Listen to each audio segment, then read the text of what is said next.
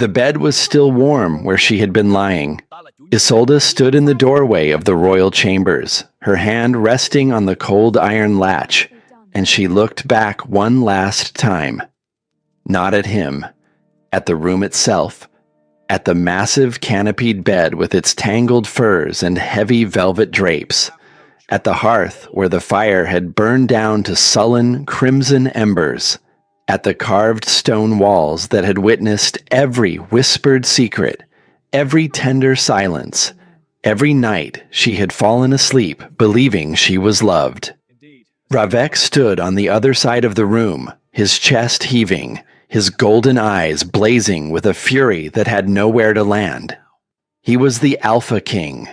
He had commanded armies. He had broken rebellions with his bare hands.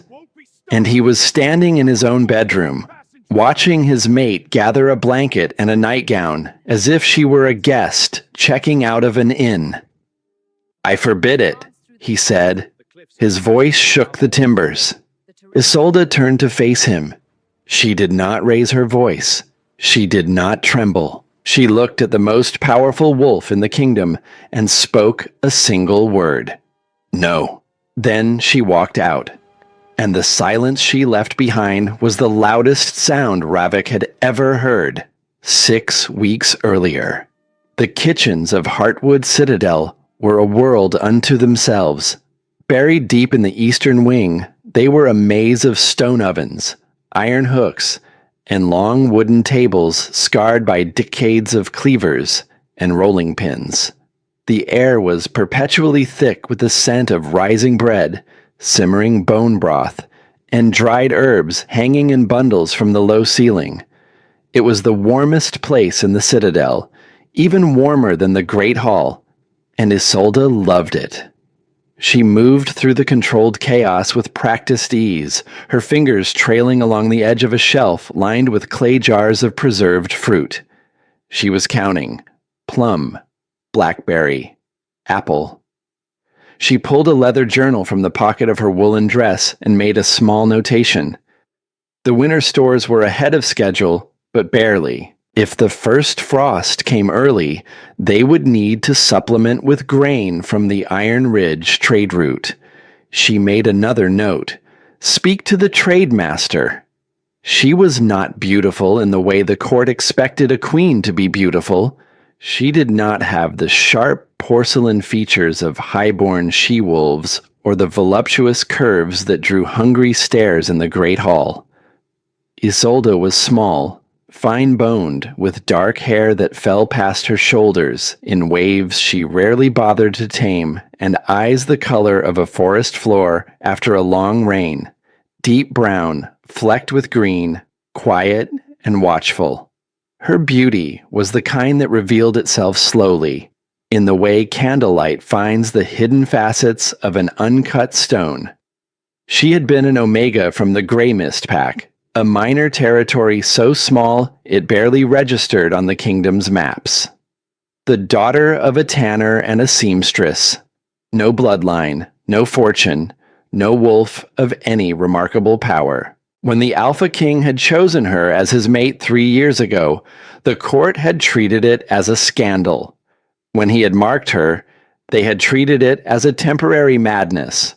When she had, month after month, failed to produce an heir, they had treated it as confirmation of everything they had always believed.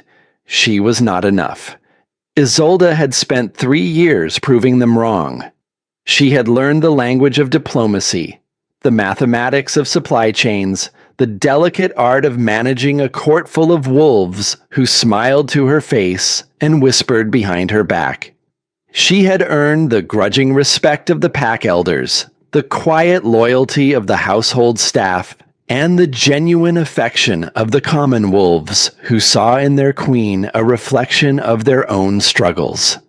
But earning respect and receiving love were two very different things.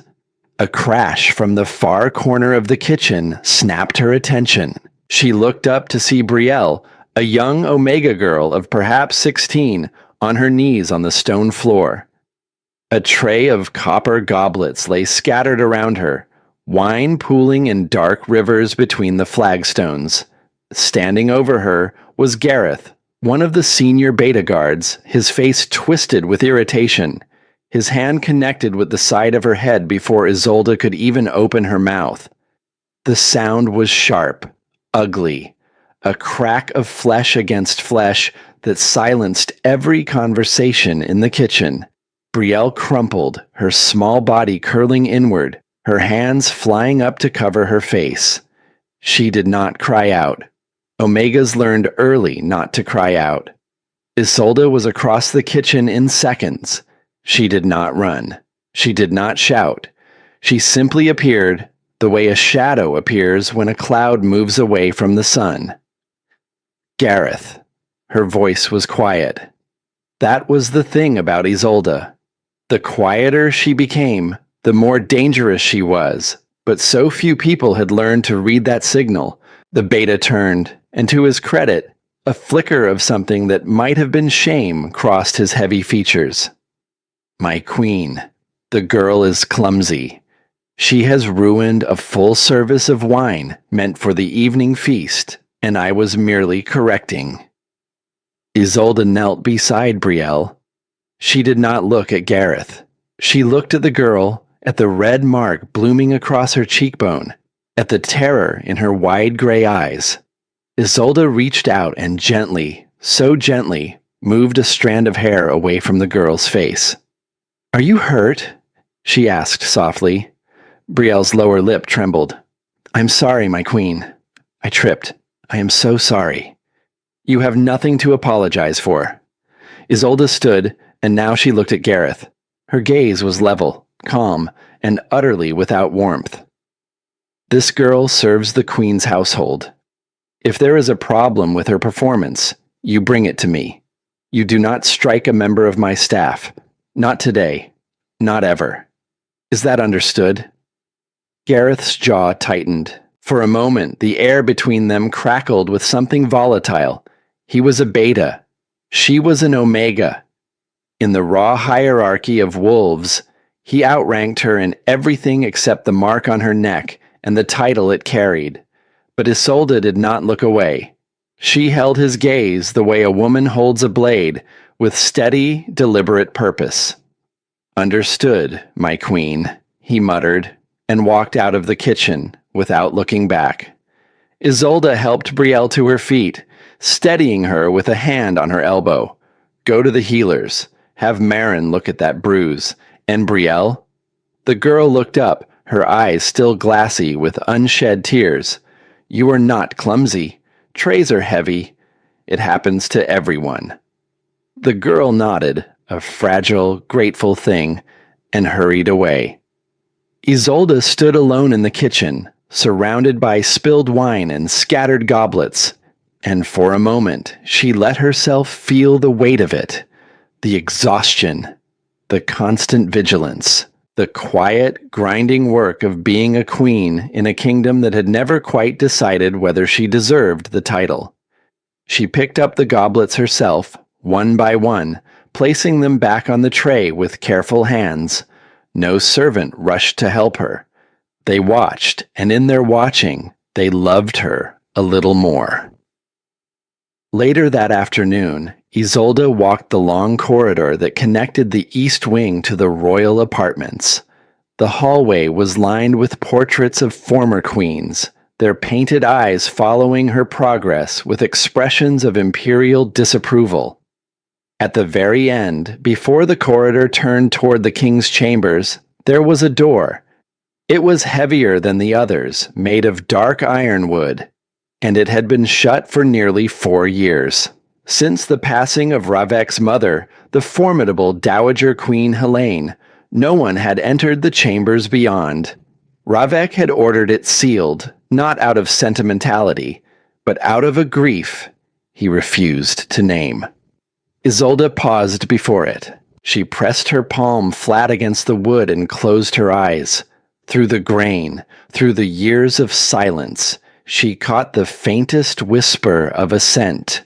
Dried roses, old parchment, the ghost of a woman who had ruled this kingdom with an iron spine and a soft heart. She did not know why she stopped here so often. She only knew that something about this closed door called to her, a quiet recognition, as if the room beyond were waiting. She pulled her hand away and continued walking.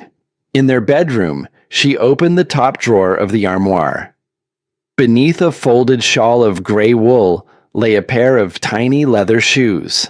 She had stitched them herself during the first year of their mating, when hope had been as natural as breathing. Soft calf skin, barely the length of her thumb, with delicate embroidery along the sole. Tiny wolves chasing each other in an endless circle. She touched them with the tip of one finger. Then she closed the drawer. She did not cry. She had stopped crying about this a long time ago. That evening, the great hall of Heartwood Citadel was a cavern of noise and heat, thick with the scent of roasted game, spiced wine, and the overlapping territories of 100 powerful wolves. Flames from the twin hearths danced across heavy tapestries depicting the triumphs of the Hart lineage, casting long, predatory shadows that writhed across the stone floor. Isolde entered the hall expecting the usual choreography of a formal feast. The nod to the elders, the murmured greetings, the walk to the high table where she would take her seat beside Ravik and perform the role of queen for another evening. But tonight, the choreography had changed. She saw the woman first. Then she understood. Serena sat in Isolde's chair. She was a beta from the Iron Ridge Pack, with eyes the color of whiskey and a laugh that carried too easily across the cavernous space. Her hand rested on Ravik's forearm, a casual, proprietary gesture that silenced conversations in ripples moving outward from the high table. Every wolf in the hall felt the wrongness of it. They saw their king permit the touch, his face a mask of bored indifference, and they turned their eyes to the woman he was trying to break. Isolde had been placed 2 seats down, a deliberate, calculated distance, not banished, not sent away, shifted, demoted in a way that was both subtle and brutally public. Everyone was watching her, waiting for the explosion. They expected the queen to rise, to scream, to throw a goblet of wine and stake her claim with the ferocity her station demanded. Her wolf, they assumed, must be clawing at the inside of her skin, desperate to lash out. Instead, Isolde sat down. She picked up her fork. She sliced a piece of venison with precise, unhurried movements. She brought it to her lips and chewed, her gaze fixed on the intricate patterns of the tapestry opposite, the one showing Ravik's grandfather felling a great bull elk. Her posture was perfect. Her expression was serene. When a nervous attendant came to refill her water, she looked up and offered him a small, genuine smile. "Thank you, John." The attendant nearly dropped the pitcher, and through the bond, that invisible tether that connected her soul to Ravik's, she sent nothing. Not rage, not anguish, not even contempt. She simply closed the door and drew the curtains and left him standing outside in the cold. Ravik felt the absence like a sudden drop in temperature. He had been probing that bond for weeks, sending barbs of jealousy, anger, and deliberate neglect down its length, waiting for her to send a storm back. All he received was silence, a smooth, placid surface where a raging ocean should have been. He had designed this evening to be the final, crushing blow. He wanted to see her composure crack, to see the pain that would prove he still owned her heart. He wanted her to fight for him, to remind the entire court that she was his and his alone. He needed to see the fire that had first drawn him to her, the spirit that had challenged him and made him feel like more than just a crown and a title. He glanced at her, expecting to find a tremor in her hand, a flicker of anguish in her eyes. He saw nothing. She was listening to old Lord Edric, her head tilted with polite interest as the elder wolf spoke about some forgotten border dispute. She was not watching Ravik. She was not pretending not to watch him. She had simply turned her attention elsewhere. Serena laughed again, leaning closer to whisper something in his ear. But Ravik barely heard her. The meat in his mouth had turned to ash. A cold dread, foreign and sharp, began to crawl up his spine. This quiet, unreachable calm was not the reaction of a woman scorned. It was the reaction of a woman who was finished. And in that moment, something small and terrified inside the Alpha King began to understand what he had done. But understanding and admitting were two very different things. He found her in the royal library after the feast. The room was dark, save for a single lamp that cast a warm, golden pool of light on the desk where she sat. She was reading, a heavy, leather-bound tome open before her. She did not look up when he entered, though the scent of him, mingled now with Serena's cloying perfume of nightshade and musk, announced his presence like a warning. "You were quiet tonight," he said, his voice a low rumble. It was an accusation. She turned a page. Was there something that required a comment? Her voice was soft, melodic, and utterly devoid of heat. It was the voice she used with visiting emissaries and nervous courtiers, polite, distant, empty. "You know what? Serena at my side. She seemed to enjoy the honor," Isolde replied, her eyes still on the page. "Her pack will be pleased." He stalked closer, planting his hands on the desk and leaning over her, forcing her to look up. He flooded the bond with his presence, with his dominance, with the raw, possessive anger he had been cultivating all night. "Look at me. Feel this. React." She met his gaze. Her eyes, the color of a forest floor after the rain, were clear. There was no pain in them, no anger, not even sorrow. There was just a deep, unnerving stillness. She did not flinch from his display of power. She did not bow her head in submission. She simply absorbed it, as a stone absorbs the heat of the sun, and remained unchanged. "Ravik," she said, her voice dropping to a near whisper. "What is it you want from me?" The question stunned him into silence. She stood, and her voice was quiet but absolute. "I have sat at your table. I have upheld the dignity of your court by refusing to cause a scene. I have managed your household and met with the pack elders. I am doing everything your mate is required to do." "That is not what I mean," he growled. "Then what do you mean?" she asked. "Do you want me to rage? To weep for the benefit of your audience?" She paused, her gaze holding his. "You have made your choices, Ravik. You have placed another in my seat. You have carried her scent into our home. My fighting you will not change that. It will only give the court a spectacle and weaken your position as king." She closed the book. The soft thud echoed in the silent room. "I will not weaken this kingdom, not even for you." She walked past him. Her shoulder brushed his arm. He expected a jolt, a spark from the bond, some recognition of their proximity. There was nothing. It was like brushing against a stranger. And her scent, rain-soaked earth and chamomile and clean linen, was already fading, being swallowed by the heavier perfume that clung to his own skin. In their bedroom, the confrontation he had been craving finally arrived, but it wore a face he did not recognize. He backed her against the armoire, caging her in with his arms, flooding the bond with every ounce of his dominance. He was the Alpha King. His presence alone had sent armies into retreat. "You are mine." Her heartbeat did not quicken. She looked up at him, and in her dark eyes he saw not defiance, but resignation, a weariness so deep it had settled into her bones. "This will not work anymore, Ravek," she whispered. "Your anger does not frighten me. Your power is for the kingdom. It is not a tool to mend what you have deliberately broken between us."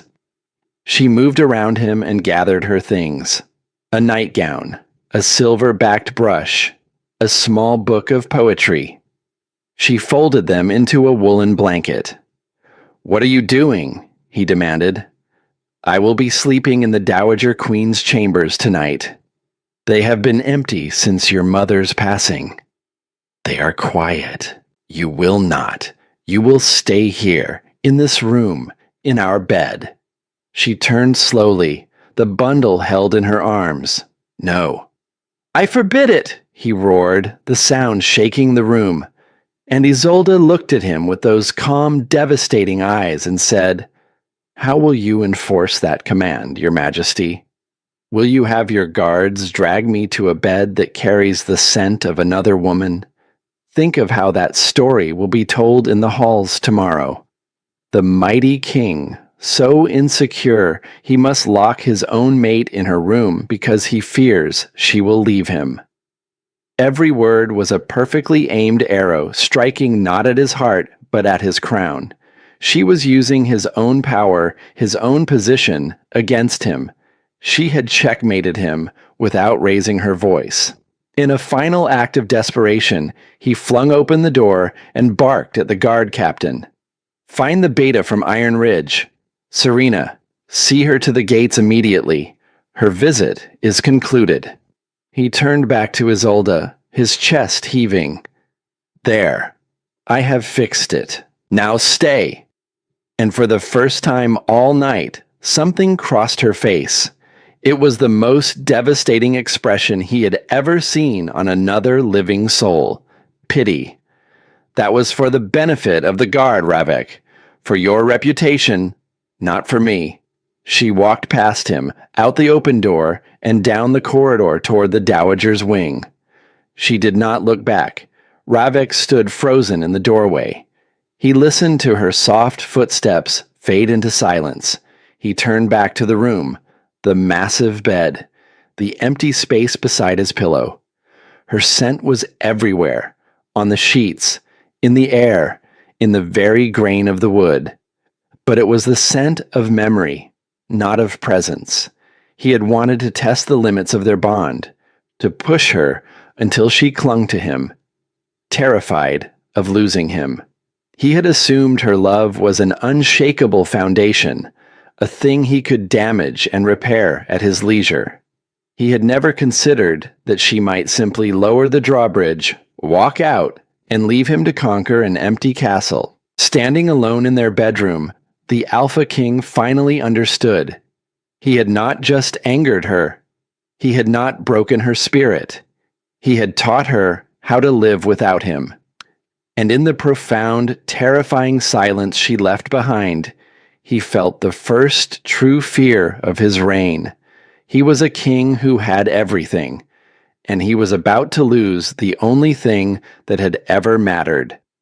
The Dowager Queen's chambers were a place frozen in amber.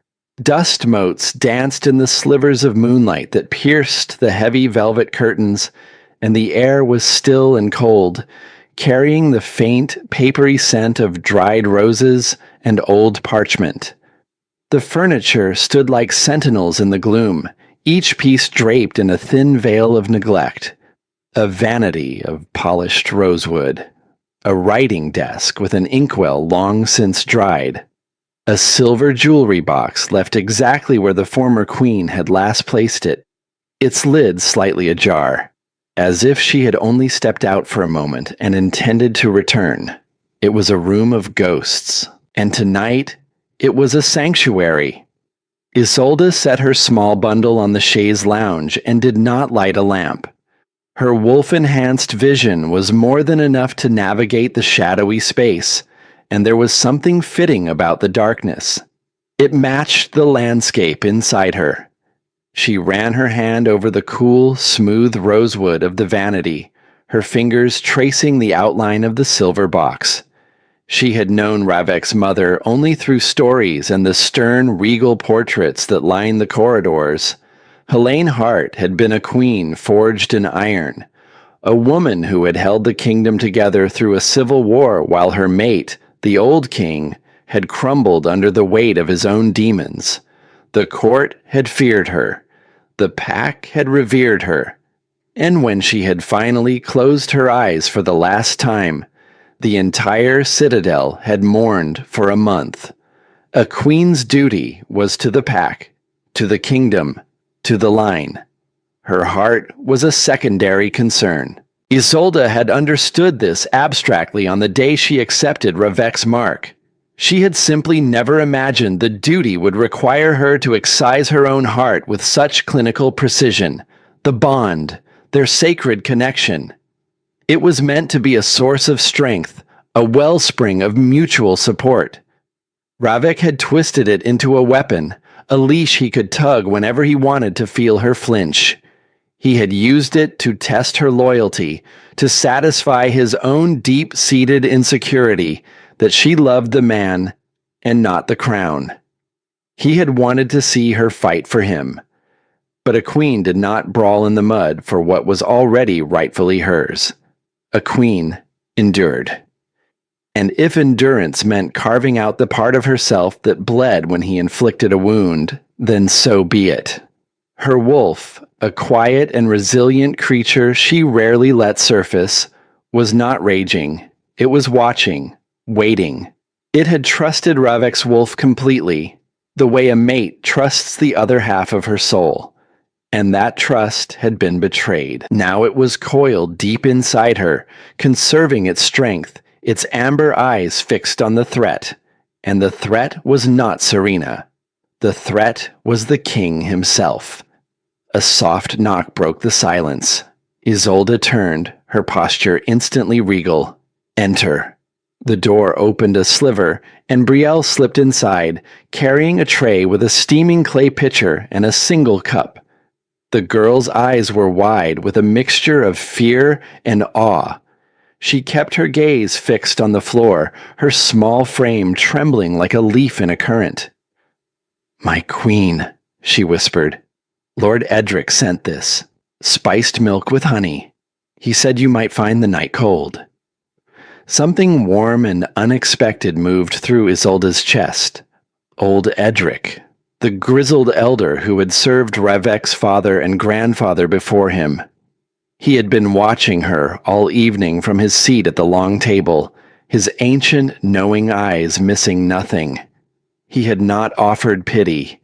He had not whispered condolences or shot sympathetic glances her way. He had simply observed, as he always did, and then he had acted. This was not a cup of milk. It was a message, a declaration of allegiance, not to the king's mate, but to the queen. "Thank you, Brielle," Isolde said, her voice gentle. "That was very thoughtful of him. You may set it on the table." The girl scurried to a small table by the window and set the tray down with a soft clatter. She curtsied so low her forehead nearly touched her knees, then backed out of the room, as if retreating from the den of a great wolf. Isolde sighed when the door closed. The schism was already beginning. The court had seen the king's public disrespect and her public withdrawal. Now the wolves of Heartwood were doing what wolves always did when they sensed a fracture in the leadership. They were choosing sides. She poured the warm, fragrant milk into the cup and brought it to her lips. The sweetness of the honey spread across her tongue, and for one brief moment, the cold stone in the pit of her stomach loosened its grip. She was not the weeping, broken thing they all expected her to be. The pain was there, a deep ache that pulsed with every heartbeat. But it was an old pain, a familiar companion. She had been an Omega from a lesser pack, chosen by the Alpha King for a fire he saw in her spirit. She had spent years fighting for respect, proving she was more than a pretty face to warm his bed, proving she had the mind and the will to be a true partner in his rule. Ravik's jealousy had not created this wound. It had simply ripped the careful stitches from an old one. He had, in one brutish public display, reduced her back to a possession, a thing to be goaded and tested. She took another sip of the milk and stared out at the moonlit courtyard below. Somewhere across the citadel, in the room they had once shared, the Alpha King was discovering the weight of an empty bed. She hoped it crushed him. In the armory, the scent of oiled steel, leather, and cold sweat hung thick in the air. Ravek had stripped off his formal tunic and grabbed a practice sword, the familiar weight of it a small, pathetic comfort in his hands. He swung it in vicious arcs, each stroke cutting through the silence with a hum that matched the fury screaming through his veins. Darius was there. He was always there when Ravek was on the verge of destroying something irreplaceable. The king's beta sat on a low bench, sharpening a set of hunting knives by the light of a single lantern. He was a hulking, scarred wolf with hands like shovels and a face that looked like it had been assembled from spare parts. But his eyes were sharp, and his loyalty was the kind that could not be bought, bartered, or broken. He looked up as Ravek shattered a practice dummy with a blow that would have split a man in half. "Serena is gone?" Darius asked. His voice was a low, gravelly rumble, the sound of stones grinding together at the bottom of a river. "She is," Ravek bit out, not pausing in his assault on the splintered remains. "Good. It was a fool's game, and you were losing." Ravek whirled. The tip of the practice sword stopped an inch from Darius's throat.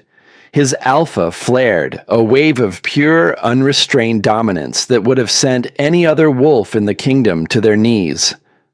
"Watch your tongue, beta." Darius did not flinch. He met the king's enraged glare without blinking, the way he had met it 100 times before, in battle, in grief, in the quiet, desperate hours before dawn, when the weight of the crown became too much to bear. "Or what?" Darius said. "You will banish me too? You are running out of people to send away, Ravek. Soon it will just be you, and this sword, and an empty hall."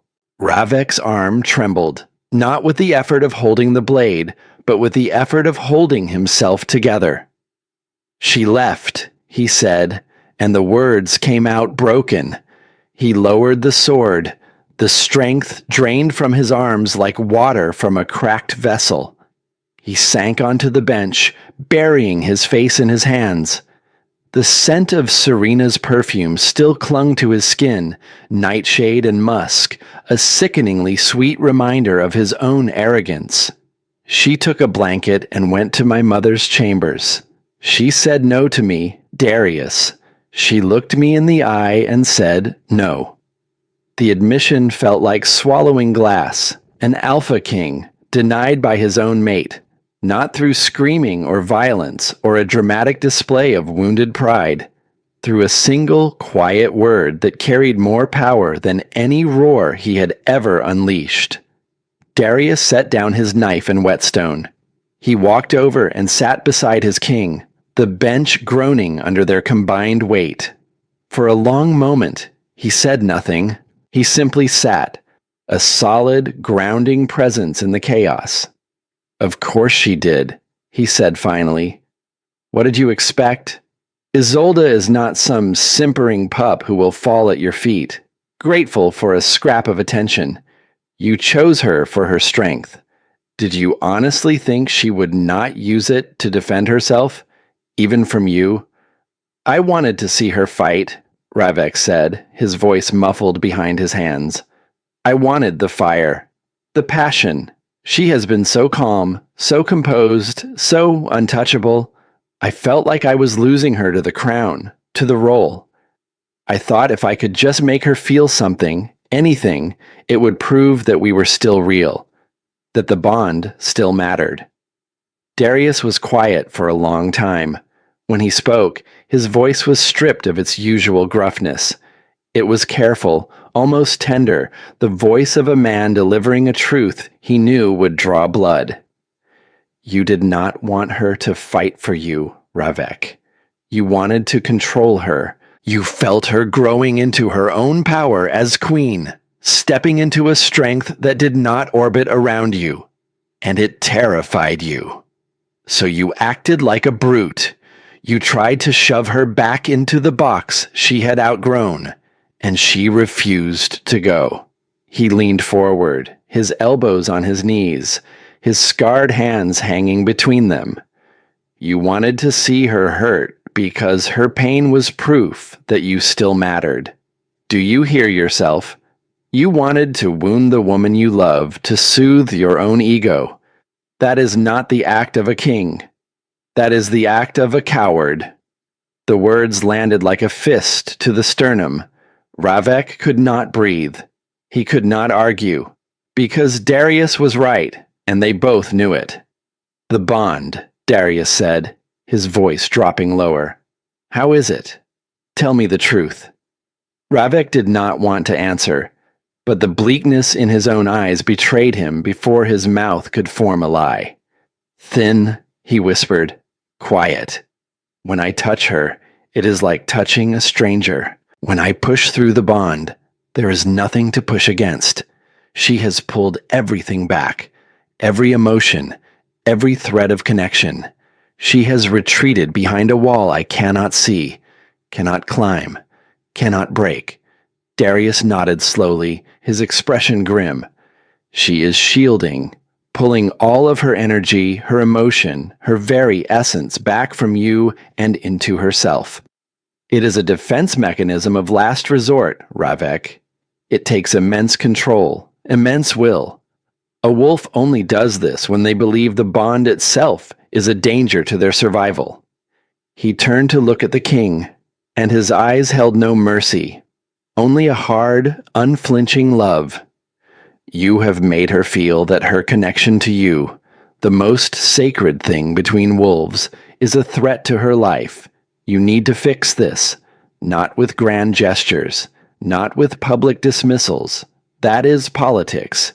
This is the heart of your kingdom, and you must fix it with humility. Humility.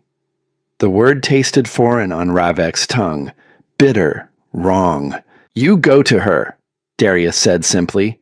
Not as a king, as her mate. You leave your crown at the door. You strip away every scrap of your pride. And you tell her the truth, that you were afraid, that you were a fool, that you are nothing without her. He stood, clapping a heavy hand on Ravek's shoulder. And you pray to the moon goddess that she is willing to listen. Ravek remained on the bench long after Darius left. The cold of the armory seeped into his bones, into the marrow, into the hollow spaces where certainty used to live. He was the Alpha King. He had stared down civil war, famine, and the threat of invasion without flinching. But the thought of standing before his mate's quiet, pitying eyes and admitting his own pathetic weakness terrified him more than any army ever had. The walk to the Dowager's wing was the longest journey of his life. He dismissed the guards at the end of the corridor with a curt gesture. He would approach this door alone. It was a heavy, unadorned slab of ironwood, and it promised solitude, not welcome. He raised his hand to knock and hesitated. What if she did not answer? What if she simply left him standing in the hallway like a spurned suitor? The humiliation alone nearly sent him stalking back the way he had come, but then he felt it again.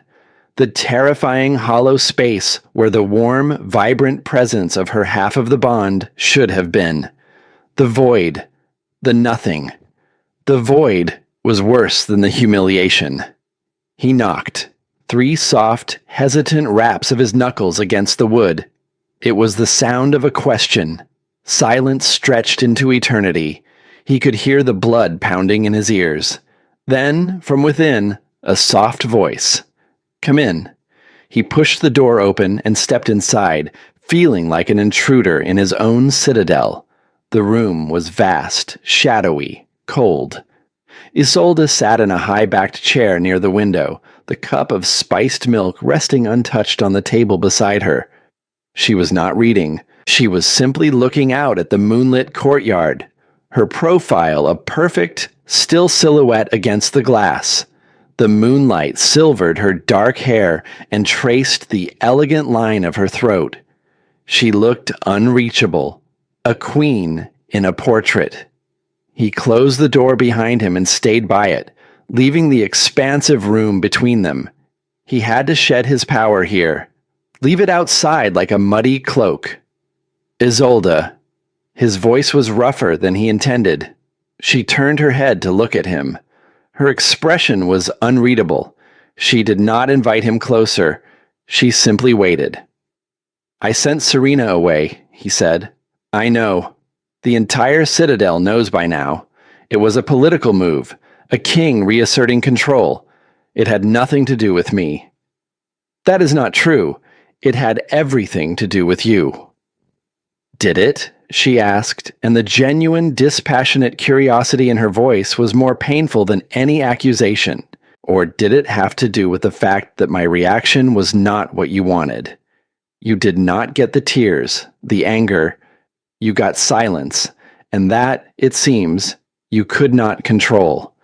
So you removed the pawn you were using. The game remains the same." She saw his motives with such clarity it was as if she had peeled back his skin and read the frantic pulse of his veins. There was nowhere to hide. The truth. Darius had said the truth was the only path. And so, Ravek stepped onto it. "I was afraid." The admission tore from his throat, raw and ugly. He walked further into the room, stopping near the cold, cavernous fireplace. He could not look at her. He stared into the blackness of the hearth instead. "I felt a distance growing between us, not in the bond, but here." He touched his chest. "You were becoming more the queen every day. Serene, composed, untouchable. I felt like I was losing the woman I mated, the one with the fire and the temper, the one who fought with me and for me." He risked a glance at her. She was listening, her head tilted slightly, her hands folded in her lap. The games with Serena, the public displays. I thought it would provoke that fire. I thought jealousy would make you fight for us, remind you of what we had. His voice dropped to something barely audible. "I wanted to see you hurt, Isolde, because your pain would have been proof that I still mattered, that we still mattered." He finally met her eyes and let her see the desperate, pathetic truth. It was the act of a fool, a coward. I was testing a bond that should have been my anchor, and I have shattered it. For the first time, a shadow of emotion crossed her face. It was a profound, aching sadness that made his chest constrict. She stood and walked to the window, placing a hand against the cold glass, her back to him. "You speak of my fire," she said, her voice so quiet he had to strain to hear it. "Did you ever consider why it began to fade?" She paused, and the silence between them was a living thing. "That fire you loved was the tool of a woman fighting for her place. I fought the court's whispers that I was unworthy. I fought the skepticism of the pack elders. I fought to be seen as your partner, not just your prize. And I thought, fool that I was, that I had finally won, that I could rest, that I could be the calm, steady queen our people needed, because I had a king at my side who saw me, who knew my worth." She turned, and her eyes were not still anymore. They were shimmering with a deep, controlled pain that she held in place through sheer force of will. "But I was wrong. The moment I stopped fighting everyone else, you started a fight of your own. You did not see my peace as a victory, Ravek. You saw it as a threat. You could not stand a queen who did not need to be protected, who did not need to be reassured. You needed the struggling girl you first met, not the woman she became. Each word was a surgical incision, not meant to wound, but to expose the truth underneath. You wanted me to fight? She continued, and her voice gained a quiet, terrible strength. I am fighting. I am fighting for my own sanity. I am fighting to hold myself together when the bond that is meant to be my strength is the source of my deepest wound. I am fighting for the dignity you tried to strip from me in front of our entire court. She took a breath, and the composure settled back over her like armor. My fight is just quieter than you are used to, and right now, I am fighting to keep a wall between myself and the man who wields his love like a weapon. The man who wields his love like a weapon. Ravek stood motionless. He had never seen it that way. He had seen his actions as a desperate attempt to reclaim intimacy, not as an act of emotional violence, but she had named it, and now it lived in the air between them, undeniable. Let me fix this, he pleaded, his voice cracking. Tell me what to do. I will do anything. He reached for her. His fingers brushed her arm. She pulled back as if his touch were a brand. You cannot fix this, Ravek, she said, and her voice was impossibly gentle, which was the cruelest sound he had ever heard. Because I am not a broken vase you can glue back together. You did not just hurt me. You showed me who you are, a king who fears his queen's strength, a mate who will deliberately cause pain to soothe his own ego. That knowledge cannot be unlearned. I can change, he vowed. Can you? The question hung in the cold, still air. I hope so, for the sake of the kingdom, but I cannot allow my own survival to be contingent on that hope. She walked to the chaise lounge and sat down, picking up the now cool cup of milk. It was a dismissal. The audience was over. I will not leave the citadel, she said, her voice gaining the precise, measured cadence of a monarch dictating terms. I will not abandon my duties or my people, but I will not return to your bed. I will not return to the pretense that we are mates in the way we were. That is gone, Ravek. Perhaps forever. She met his gaze. We can be king and queen, a united front for the kingdom. We will rule together. We will protect this pact together. We will be allies, partners in governance. But the couple that shared a soul, they are a casualty of the war you started. That is my price for staying. Every instinct, every fiber of his alpha being screamed at him to refuse. His wolf was clawing at the inside of his ribs, enraged by the terms of this cold, loveless truce.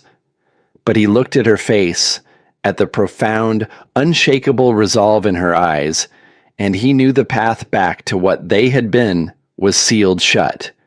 He could accept the new reality she was offering, or he could lose her entirely. Slowly, agonizingly, he released the last thread of his resistance. If king and queen are all I am allowed to have of you, he said, each word a shard of glass in his throat, then I will accept those terms. The surrender cost him everything, more than a pound of flesh, more than a pint of blood. It was the price of his heart, laid on the cold stone floor of his dead mother's room. Isolde watched him leave.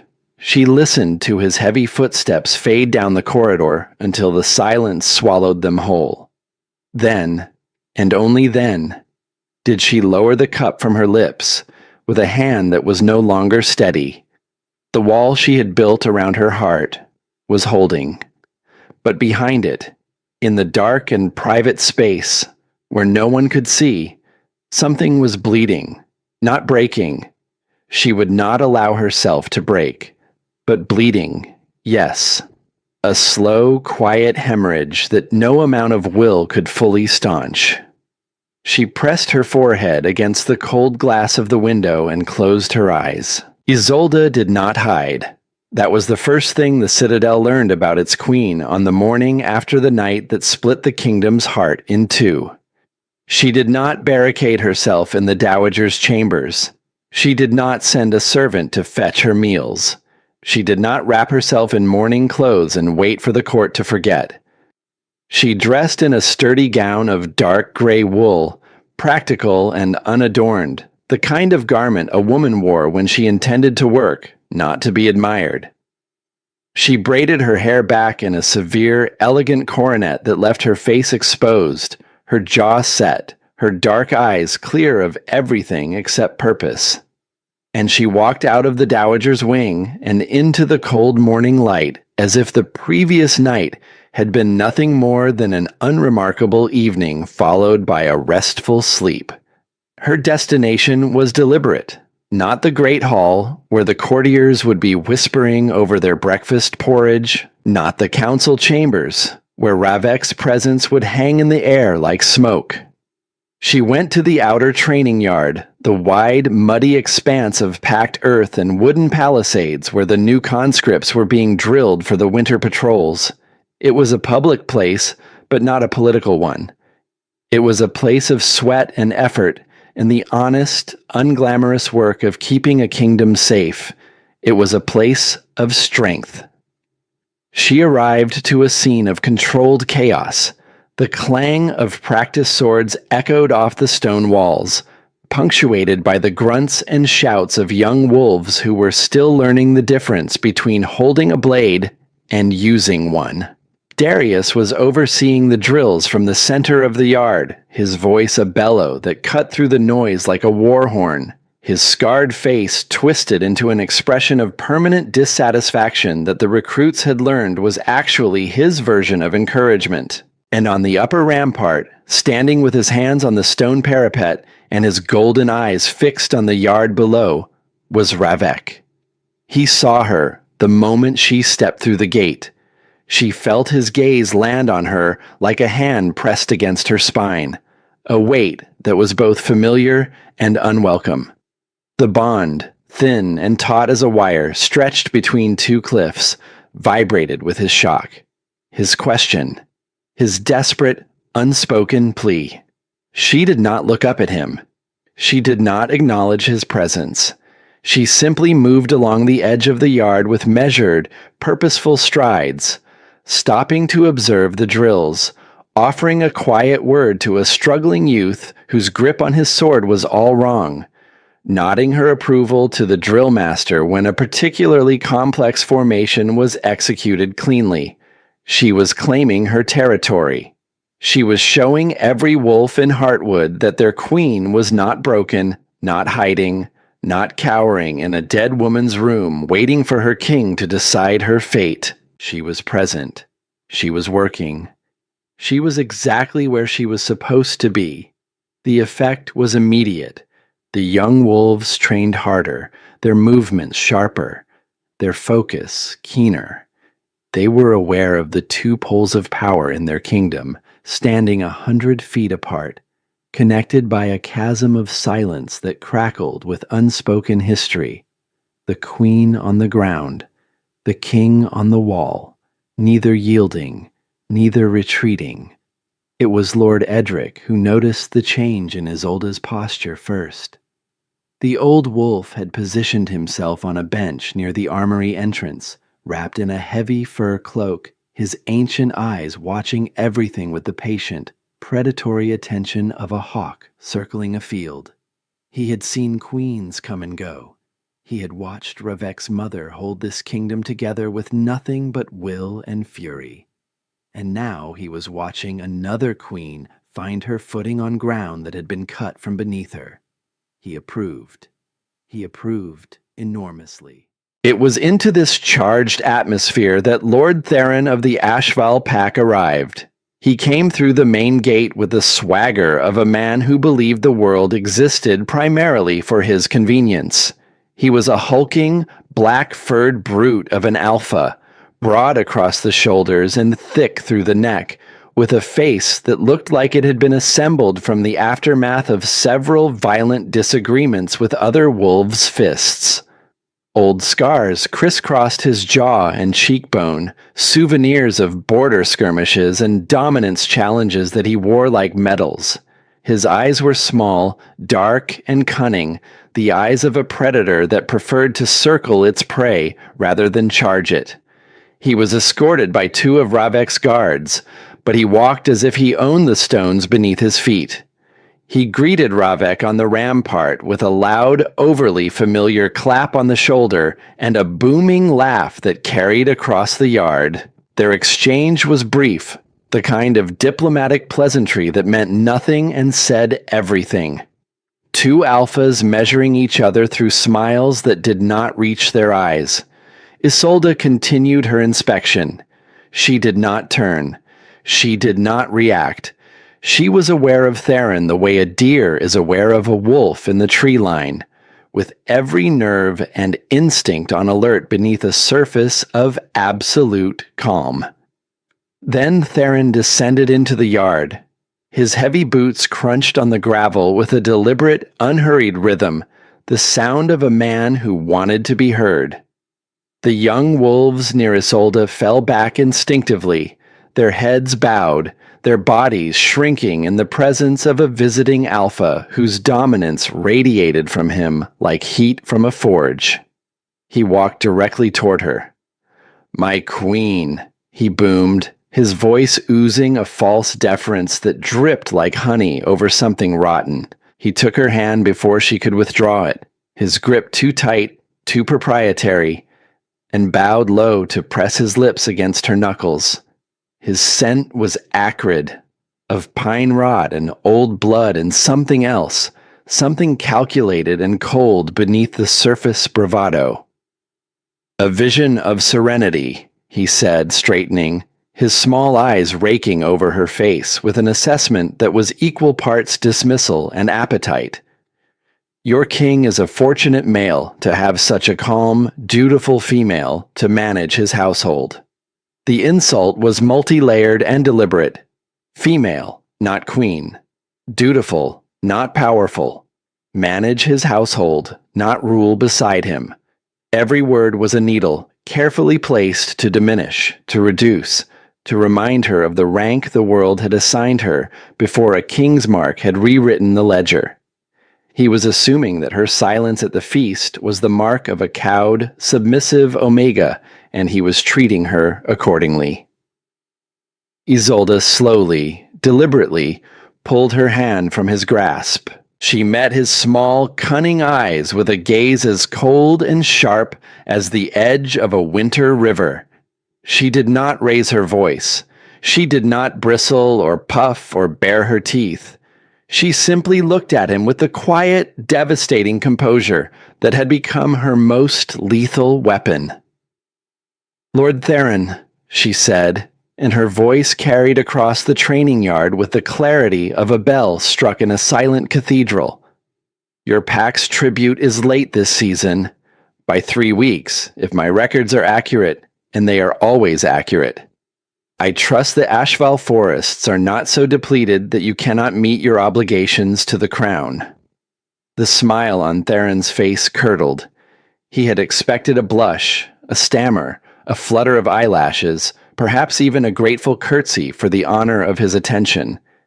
Instead, he had received a reminder of his vassalage from the woman he had just dismissed as a housekeeper. She had not just deflected his insult. She had buried a blade in his pride and twisted it with a smile. From the rampart above, Ravek had gone rigid. Every muscle in his body was coiled, his wolf a raging inferno just beneath his skin. He had heard the insult. He had seen the way Theron touched her, the way his eyes had moved over her body with the casual possessiveness of a man appraising livestock. But he did not roar. He did not issue a king's command.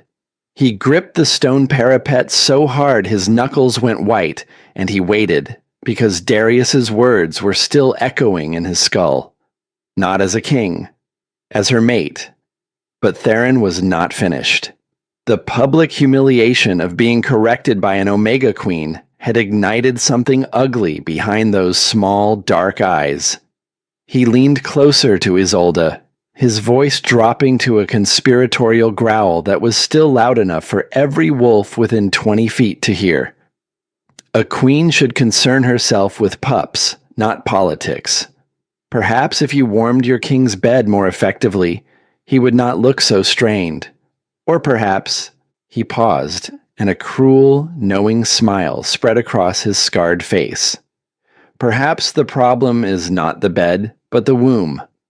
A Baron Omega has no business lecturing her betters about debts. The word hit like a fist. Baron. It exploded in the space between them, and every wolf in the training yard heard it. Felt it. The young conscripts flinched. Darius's hand went to his sword hilt. Lord Edric rose from his bench, his ancient face darkening with a fury that made him look 30 years younger. And Isolde flinched. It was small, a fraction of a second. A barely perceptible tightening of the muscles around her eyes, a micro tremor in her jaw, an involuntary catch of breath that she corrected almost instantly. To anyone watching casually, she might have simply blinked against the wind, but Ravek saw it. Across the distance, through the noise and the dust and the cold morning air, he saw the one crack in the armor his mate had spent years forging. He saw the wound that Theron's word had found, the private grief that she had buried so deep that even Ravek had never dared to name it out loud.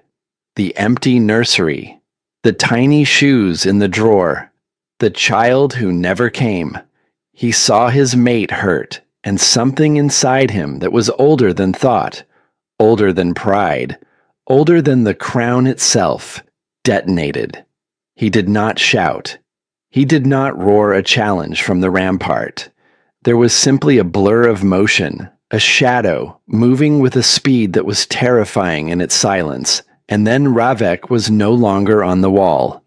He was between Isolde and Theron, a living shield of coiled muscle and barely contained violence.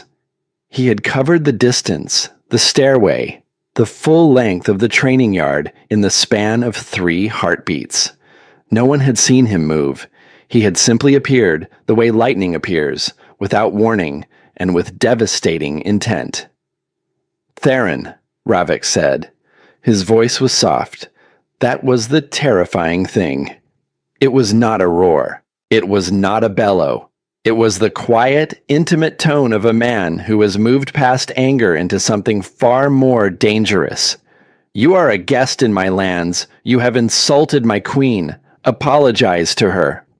It was not a request. The air crackled with an alpha presence so immense, so concentrated, that the entire training yard fell silent. The young wolves froze where they stood, their practiced swords hanging forgotten at their sides, their eyes wide with the primal terror of prey caught in the gaze of an apex predator. Even Darius, who had weathered Ravek's fury more times than he could count, felt the hairs on the back of his neck rise.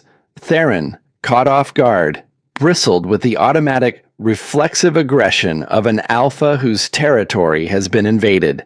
He drew himself up to his full height, which was considerable, and bared his teeth. "I will not apologize for speaking the truth to a Baron Omega who forgets her place." The word again. Baron. Thrown like a torch into dry timber. Ravek did not answer with words. His right hand shot out with a speed that defied his size, an open palm strike that connected with Theron's throat with pinpoint, brutal precision. The Ashval Alpha gagged, his eyes bulging, his hands clawing at his neck as he stumbled backward. Before he could recover, before his body could even process the first blow, Ravek was inside his guard. A knee drove into Theron's groin with enough force to lift the larger wolf off his feet. A disabling strike to the shoulder tore a scream from Theron's throat as the joint separated with a wet, sickening pop. And then Theron was on the ground, face down in the gravel, Ravek's knee in his spine, and a dagger pressed to the scarred skin of his cheek. Theron's two guards started forward, hands on their weapons, but they froze when Darius stepped into their path. The king's beta drew his own massive blade with a menacing rasp of steel on leather and simply stood there, a mountain of scarred muscle and quiet lethality, his expression suggesting that he would be deeply, personally delighted if they gave him a reason. They did not.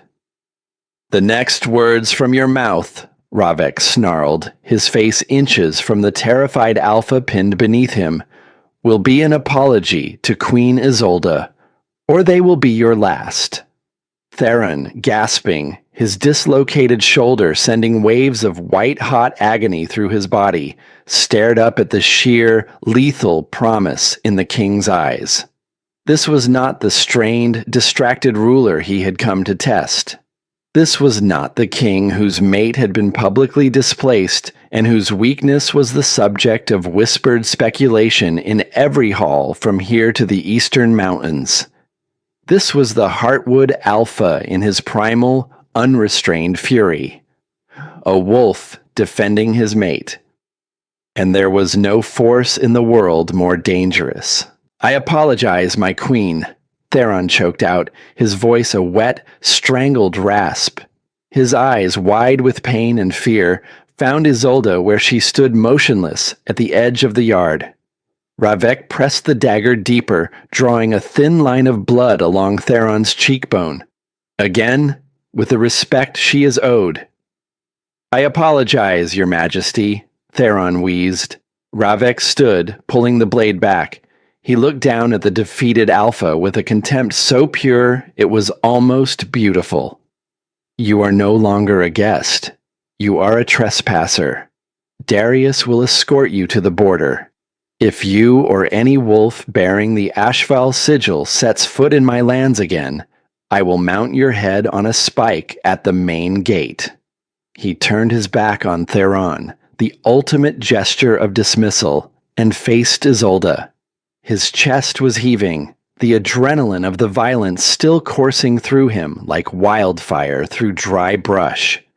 And it was only then that she saw it. A dark, wet stain spreading across the left side of his tunic, just below his ribs.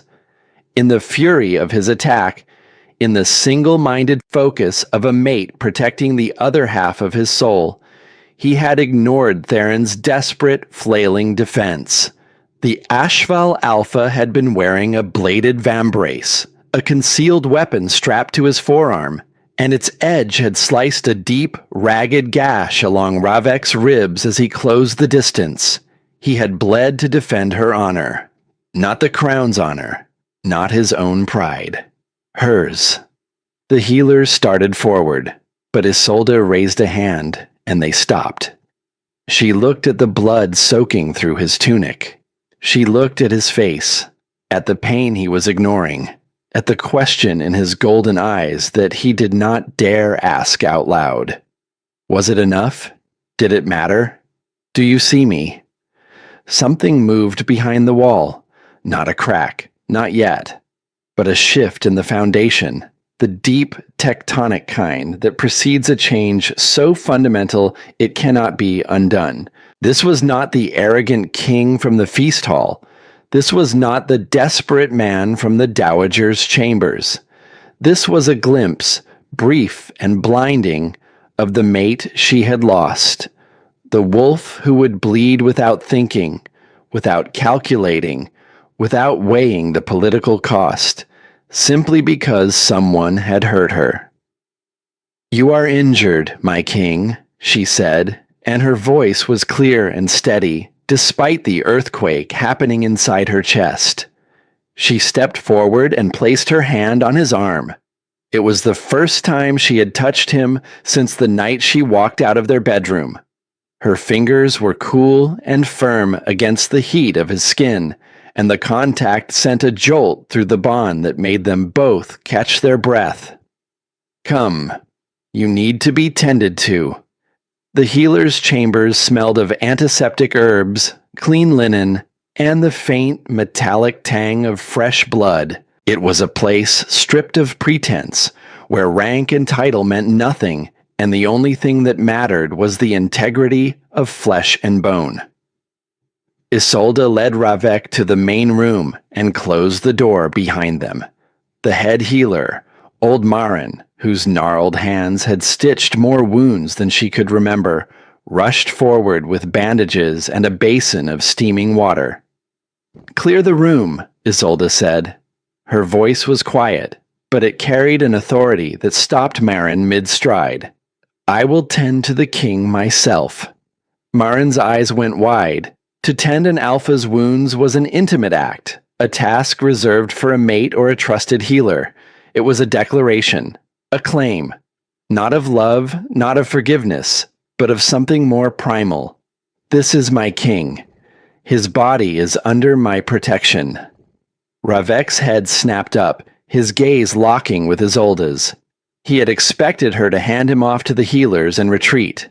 This was something he had not anticipated and did not know how to receive. "Go!" Isolde said to Marin without breaking eye contact with Ravek. The old healer bowed and ushered her apprentices out, closing the door with a soft click that sealed the two of them in silence. "Sit," Isolde commanded, "and take that off." He obeyed. He sat on the edge of a low cot and pulled the torn, blood-soaked tunic over his head with a grimace that he could not entirely suppress. The wound was worse than she had thought.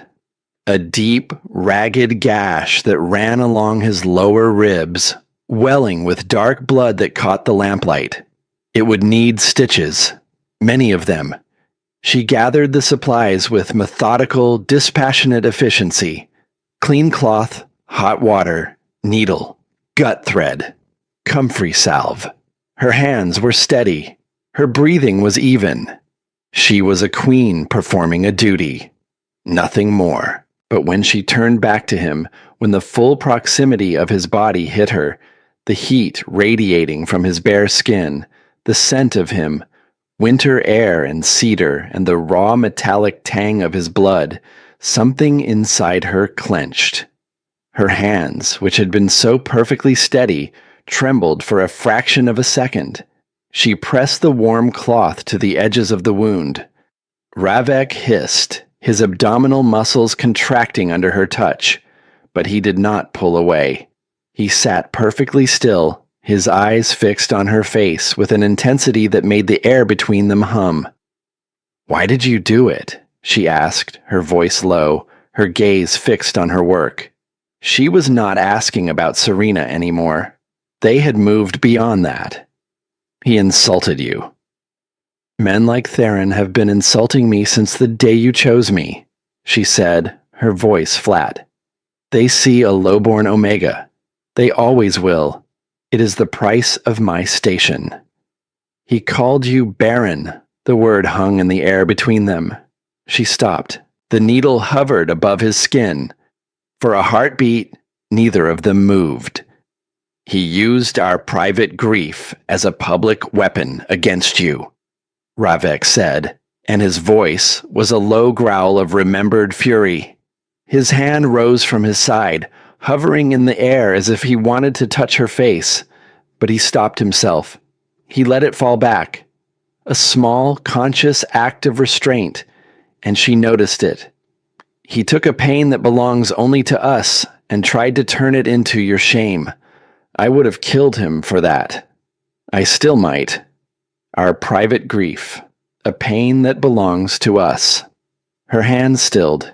He had never spoken of it so plainly. Their inability to conceive had been a silent wound, a shared weight carried in separate silences. She had always feared in the darkest corner of her heart that he saw it as her failure alone. An Omega's failing. A defect in the woman he had chosen against the advice of every elder in the kingdom. But his words reframed it. Not her grief, their grief. Not her failure, their loss. She picked up the needle and began to stitch. Her movements were precise, each pass of the thread pulling the torn edges of his flesh together with a care that bordered on tenderness, despite the clinical efficiency of her technique. Her fingers brushed his skin with each stitch, and every contact was a fresh jolt to the dormant bond, like touching a live wire buried under years of silence. She could feel his strength, the raw power thrumming beneath the surface. But she could also feel his vulnerability, his absolute stillness as he submitted to her care. He was trusting her not just to heal his body, but to be this close without using the proximity as a weapon. When she tied off the last stitch and snipped the thread, she began to dress the wound with the comfrey salve, her fingers tracing the line of her own handiwork. The intimacy of the moment was suffocating. The scent of herbs and blood and the heat of his skin filled the small room until there was no air left that did not taste of him. "It is done," she said, and her voice was a little breathless despite herself. She began to pull away. His hand moved. Not fast, not forceful. His fingers wrapped around her wrist with a gentleness that was almost worse than force. It was a plea written in skin and bone. She looked down at his hand on her wrist, at the contrast of his broad, calloused fingers against the fine bones beneath her skin. "Thank you," he said, his voice raw. "I was doing my duty." "No." His grip tightened slightly. "You could have let Marin do this. You chose to. You chose to touch me. You chose to stay. I know what that cost you."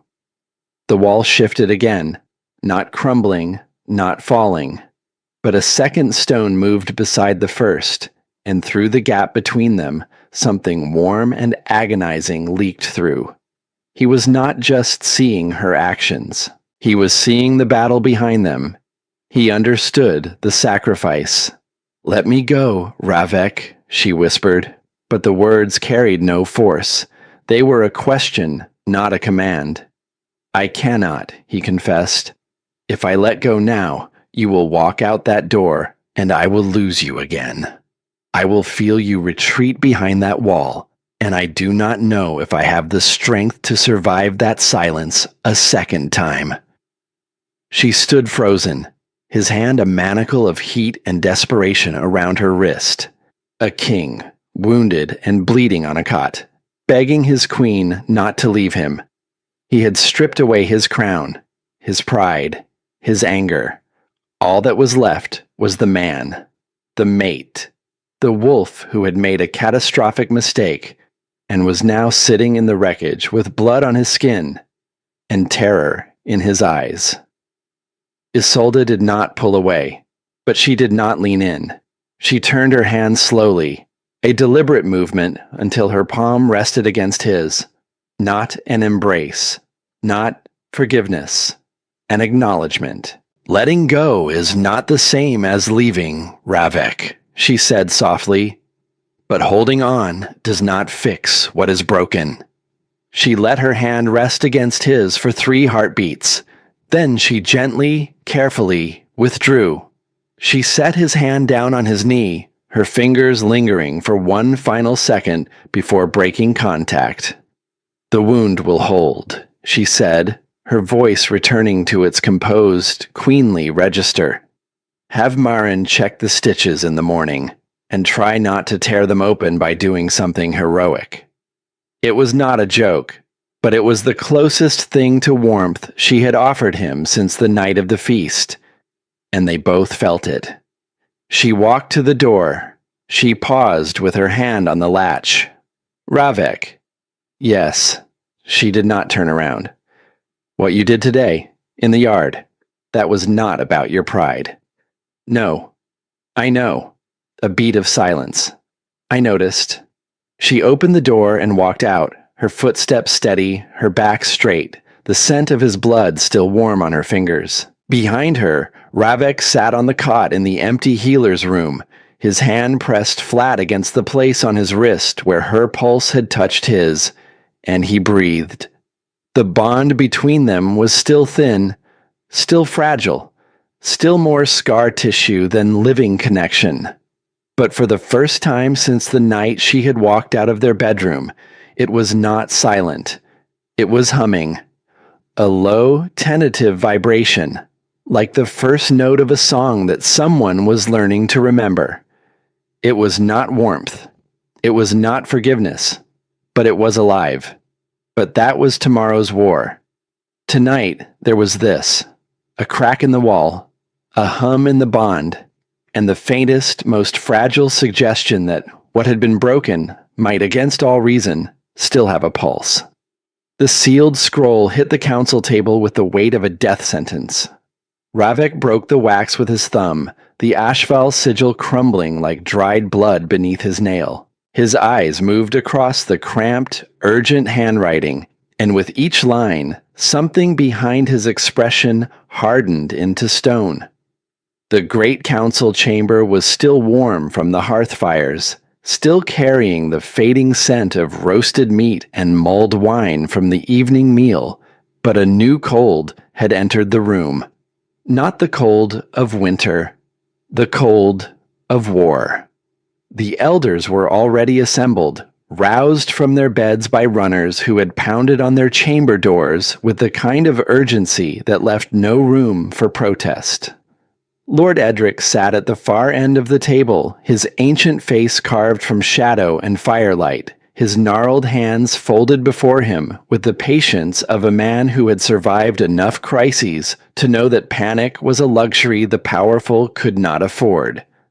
Beside him, Lord Brennan, broad-shouldered and blunt-featured, drummed his thick fingers against the oak in a rhythm that betrayed his agitation. Darius stood behind Ravek's chair, a silent monolith of scarred muscle and watchful eyes, his hand resting on the pommel of his sword with the casual readiness of a wolf who slept with one ear turned toward the door. "Theron has not returned to Grimhalt," Ravek said, his voice flat and controlled, the voice of a king delivering facts he wished were lies. He has rallied his banners at the northern border. His war chiefs claim a debt of blood for the slight against his honor. They are calling for retribution. He spread the scroll flat on the table so the council could see the crude map scratched into the margins. Red marks indicated troop positions. A thick line had been drawn across the narrow throat of the quarry, passed like a blade across a neck. He is blockading the old quarry pass, cutting off our winter trade route with the Iron Ridge clans. A murmur rippled through the assembled wolves, low and anxious, the sound of men calculating losses they could not afford. The quarry pass was the kingdom's lifeline during the frozen months. It was the only route wide enough for supply wagons to move between Heartwood and the Allied territories to the east. The road that carried grain, salt, dried meat, medicinal herbs, and the heavy timber needed to repair shelters before the deepest snows arrived. Without it, the citadel would be an island in a sea of white. The stores Isolde had so carefully inventoried, the ones she had spent weeks organizing and rationing, would not stretch far enough. The elderly would suffer first, then the children, then the wolves who patrolled the outer territories with nothing but fur and stubbornness between them and the killing cold. And Theron knew it. He was not a brilliant strategist, but he was a patient, cunning predator who understood that you did not need to kill a wolf to defeat it. You only needed to starve it. Isolde stood at the far end of the table. She had arrived before any of the elders, summoned by a runner who had found her in the dowager's chambers, where she had been sitting by the window in the dark, unable to sleep. She wore the same practical gray wool she had worn to the training yard, her hair still braided in its severe coronet, her face scrubbed clean of any artifice. There were shadows beneath her eyes that had not been there 2 days ago, bruises of exhaustion painted by sleepless hours and the relentless effort of holding herself together. But her gaze was sharp and clear, the gaze of a woman who had long ago learned that falling apart was a privilege she could not afford.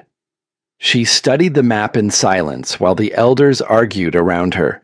She traced the lines of the quarry pass with her eyes, measuring distances, calculating travel times, reading the terrain the way a healer reads the veins beneath the skin. "We must respond with overwhelming force," Lord Brennan declared, his fist striking the table hard enough to make the inkwell jump. "Ride out at first light with every mounted warrior in the citadel. Crush the blockade before Theron can dig his claws in deeper." "A winter campaign is costly," Lord Edric countered. His voice was soft, but it carried the weight of a man who had buried too many young wolves in frozen ground. "Theron is a stubborn beast in his own forests. He knows every ravine, every ridge, every frozen stream crossing. He has had days to prepare, days we spent arguing amongst ourselves while he was sharpening his blades." The barb was subtle, but it found its mark. Several elders glanced at Ravek, then quickly away. Ravek's hands were flat on the table, his shoulders rigid beneath the dark leather of his tunic. The bandage around his ribs, hastily applied by Marin after Isolde had stitched the wound, was a dull white line visible where his collar shifted. He had not slept either. The scent of exhaustion clung to him like smoke, undercut by something sharper, the acrid metallic edge of a wolf whose pride had been stripped to the bone and was now running on nothing but duty and adrenaline. "I will ride out at dawn with my honor guard," he said. "We will break his line at the pass." It was a king's declaration, absolute, final, the kind of statement that was meant to end discussion, not begin it. It was the obvious move, the expected move, the move that every alpha in the history of the Hart lineage would have made. Ride out, show force, crush the challenger. But the room did not fall silent the way it should have. Instead, every set of eyes drifted, slowly, inevitably, to the woman standing at the opposite end of the table. Isolde felt their gazes land on her like the weight of falling snow. One flake was nothing. 100 was an avalanche. They were watching for hesitation, for a crack in the facade, for any sign that the fracture between their king and queen would splinter their response to this threat. They had all heard the whispers. They had all seen the empty chair at the high table, the queen's retreat to the dowager's wing, the king's wounded side, and the blood on the training yard gravel. They knew their rulers were at war with each other, and now an external war had arrived to test whether the internal one had left them too broken to fight. Isolde would give them nothing of the kind. She straightened to her full height, which was not considerable, but the authority she projected had nothing to do with inches, and everything to do with the steel in her spine. "A king's honor guard is a powerful symbol," she said, and her voice cut through the murmuring like a blade through silk. Calm, clear, unhurried. Each word placed with the precision of a chess piece on a board she had been studying while everyone else was still arguing about the rules. "But Theron expects a symbol. He is waiting for the royal banner to appear at the mouth of the pass. He has likely laid traps, prepared positions on the high ground, stationed his best archers where the road narrows between the cliff walls." She moved to the great map of the territories, the one painted on stretched hide and pinned to a wooden frame that dominated the center of the table. Her finger found the main road to the Quarry Pass, the wide, obvious route that any army would take. She traced it slowly, letting every eye in the room follow. "He wants you to come roaring down this road, Ravek. He is counting on your pride to make you predictable." The use of his name, not his title, sent a ripple of tension through the room. It was a small thing, an intimacy that should not have been remarkable between mates, but in the charged atmosphere of the council chamber, it carried a weight that made several elders shift in their seats. Ravek's eyes locked on hers across the length of the table. She held his gaze without flinching. "But he has forgotten something," she continued, and her hand moved north on the map, away from the main road, to a thin, winding line that snaked through a vast expanse of dark green. The Whisperwood, an ancient forest of towering pines and dense undergrowth that stretched for 50 miles along the northern border, a place of deep snow, treacherous footing, and a silence so complete it could drive a wolf mad. No army had marched through the Whisperwood in winter in living memory. It was considered impassable. "While our king makes a great show of force here," she said, tapping the main road, "I will take a small, fast-moving party of our best rangers through the Whisperwood. 12 wolves, light packs. No wagons, no banners, no horns. We will move through the forest in 3 days and come around behind his blockade." Her finger completed the arc on the map, sweeping from the Whisperwood down to the rear of Theron's position at the Quarry Pass. The pincer closed like the jaws of a trap. "He is expecting a hammer," she said, and she looked up from the map. Her eyes swept every face in the room, and in each one she saw the moment comprehension arrived. "We will give him a hammer and an anvil, and when the anvil strikes, he will have nowhere to run." Silence filled the chamber, not the silence of doubt, but of revelation. The kind of silence that fills a room when someone says the thing that everyone needed to hear, but no one had the clarity to articulate. Lord Edric was the first to break it. He brought his gnarled fist down on the table with a force that rattled the goblets and sent a candlestick teetering. "A pincer movement," he said, and his voice was thick with something that sounded like pride. "By the moon goddess, the Ashval wolf will not know what hit him." Lord Brennan, who 5 minutes earlier had been advocating for a head-on charge, was leaning over the map with new interest, tracing the Whisperwood route with his finger, nodding slowly. The other elders murmured their agreement, skepticism dissolving like morning frost under the force of a plan that was not just bold, but elegant. Revek stared at her from across the table. She had not just supported his decision to fight.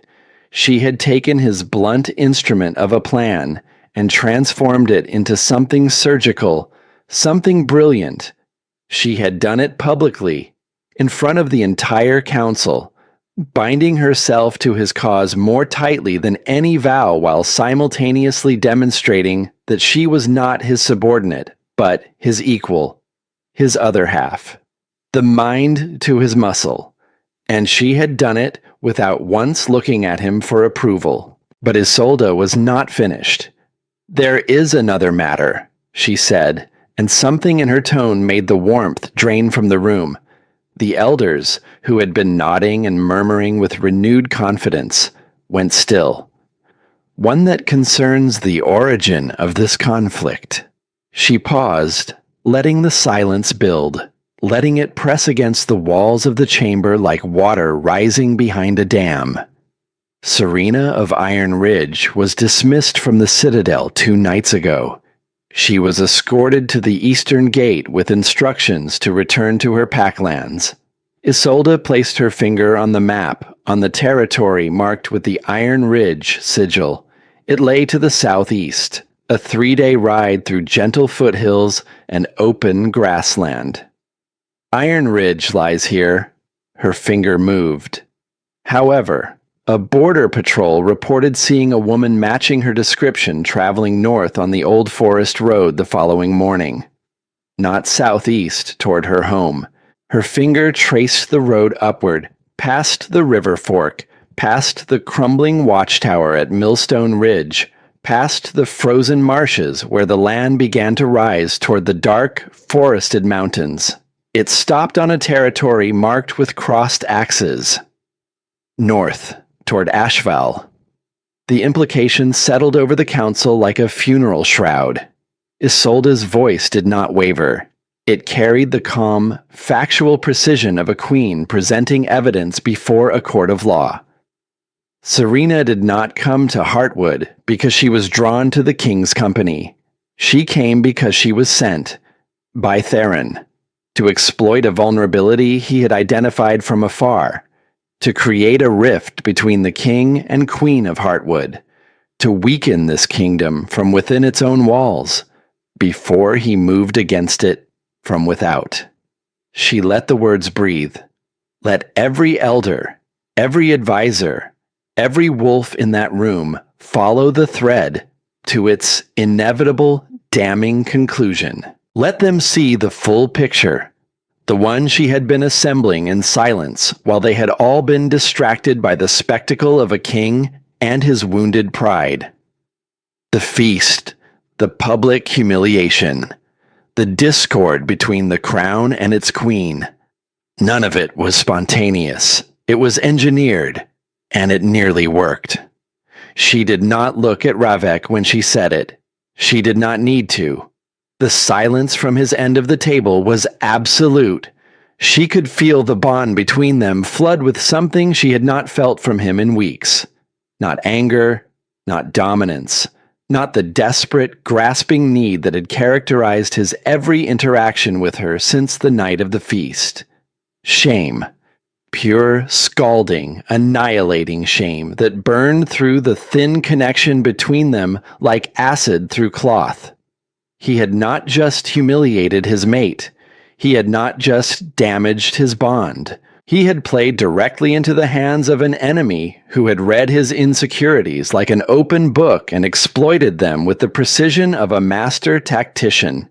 His jealousy, his need for control, his pathetic games with another woman. They had not been a private failure. They had been a strategic vulnerability, and Theron had driven a blade straight through it. The kingdom he had sworn to protect had been endangered not by an external enemy, but by the weakness of its own king. And the woman he had tried to break was the one who had seen through it all. The elders were looking at him now, not with contempt.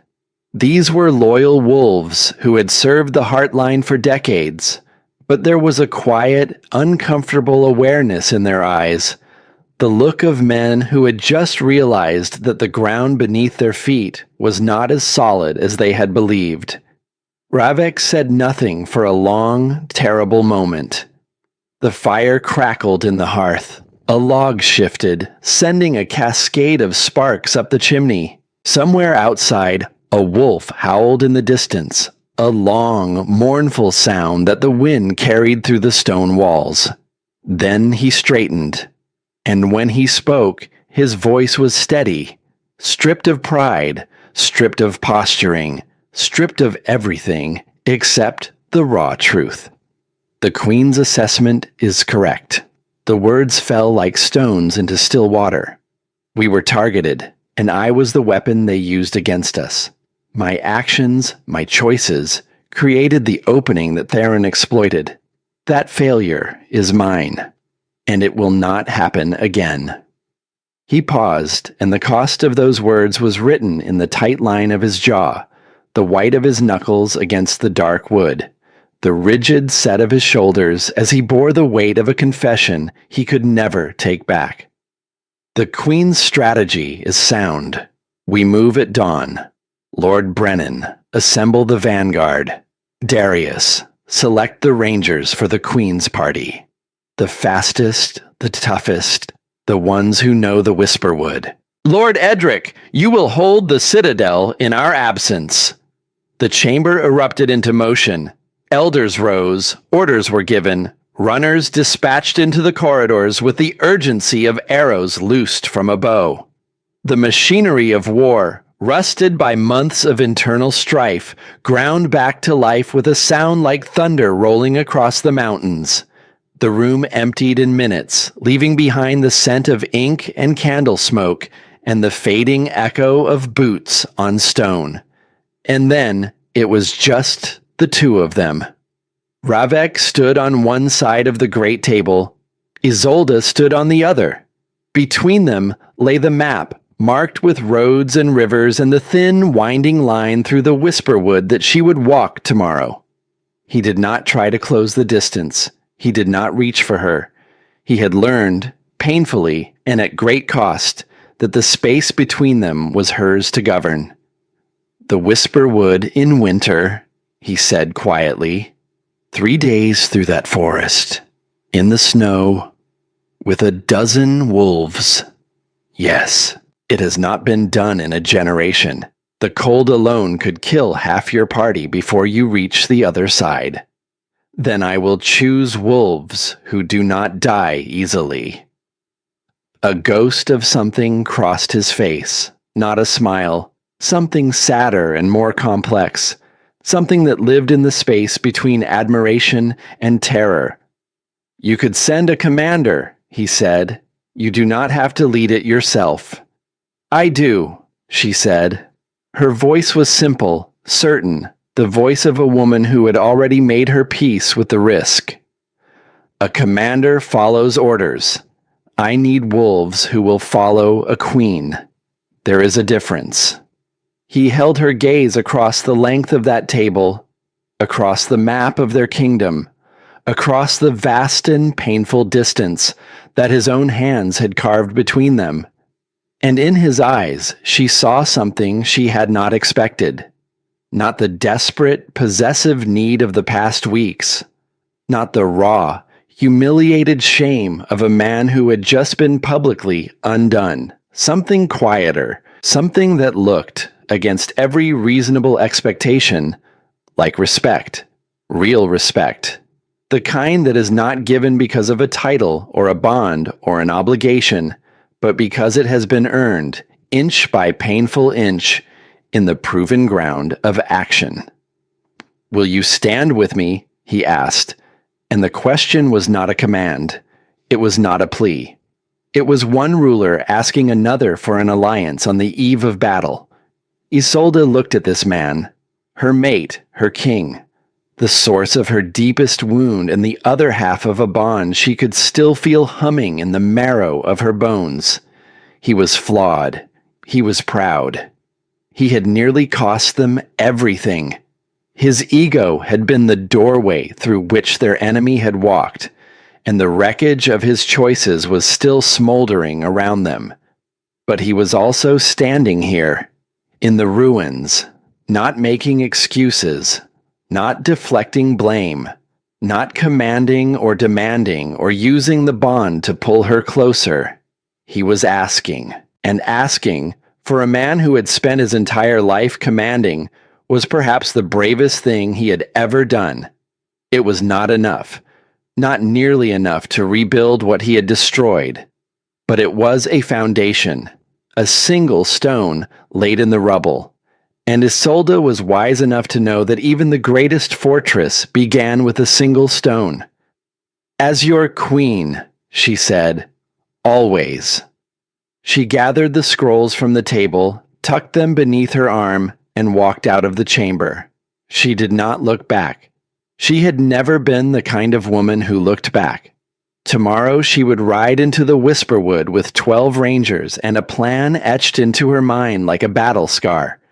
Tomorrow she would bet her life and the lives of 12 wolves who had chosen to follow her on a path that the world had declared impossible. But tonight, as she walked the cold corridor toward the Dowager's chambers, her boots echoing against the stone in a steady, solitary rhythm, she allowed herself one small, private truth. The wall around her heart had not crumbled. It stood as tall and thick as the day she had built it, mortared with pain and reinforced with the hard-won wisdom of a woman who had learned what it cost to love without armor.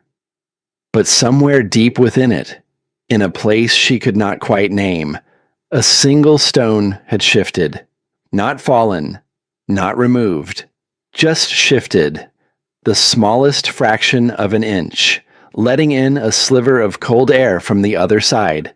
And on the other side of that wall, standing in the dark with nothing but his shame and his hope, and the thin, trembling thread of a bond that refused to die, was the Alpha King, waiting, not commanding, not demanding, not breaking down the door, just waiting. And that, more than any grand gesture or public declaration, was the thing that frightened Isolde most of all. The Whisperwood swallowed them whole. On the first morning, the trees closed behind Isolde's party like a curtain drawn across a stage, and the world they knew ceased to exist. There was no sky, only a low, suffocating canopy of ancient pines whose branches wove together so tightly that the pale winter sun was reduced to a diffused, ghostly glow that barely reached the forest floor. The snow here was not the clean, windswept white of the open plains. It was deep, heavy, layered with decades of fallen needles and frozen debris that made every step a negotiation between boot and earth. 12 rangers moved behind their queen in a single file line, each wolf handpicked by Darius for endurance, silence, and the particular kind of stubbornness that kept a body moving long after the mind had begged it to stop. They were lean, hard wolves, most of them born in the outer territories where survival was not a given but a daily argument with the land. They carried light packs, short swords, and the grim, focused expressions of soldiers who understood that the margin between success and death in the Whisperwood was measured in degrees of temperature and minutes of daylight. Isolde led from the front. She had not asked to be placed there. She had simply started walking when the first gray light of dawn cracked the horizon, and no one had stepped in front of her. It was not deference born of her title. It was something else, something that had settled over the group in the final hours before departure, when they had watched their queen check every pack, test every blade, and memorize every mile of the route on the map with the quiet intensity of a woman who intended to bring every single one of them home alive. They trusted her, not because she was a queen, because she had earned it. The cold was a living thing. It crawled beneath their furs and woolen layers, found the gaps between collar and neck, sleeve and glove, and drove its fingers into flesh with a patience that was almost sentient.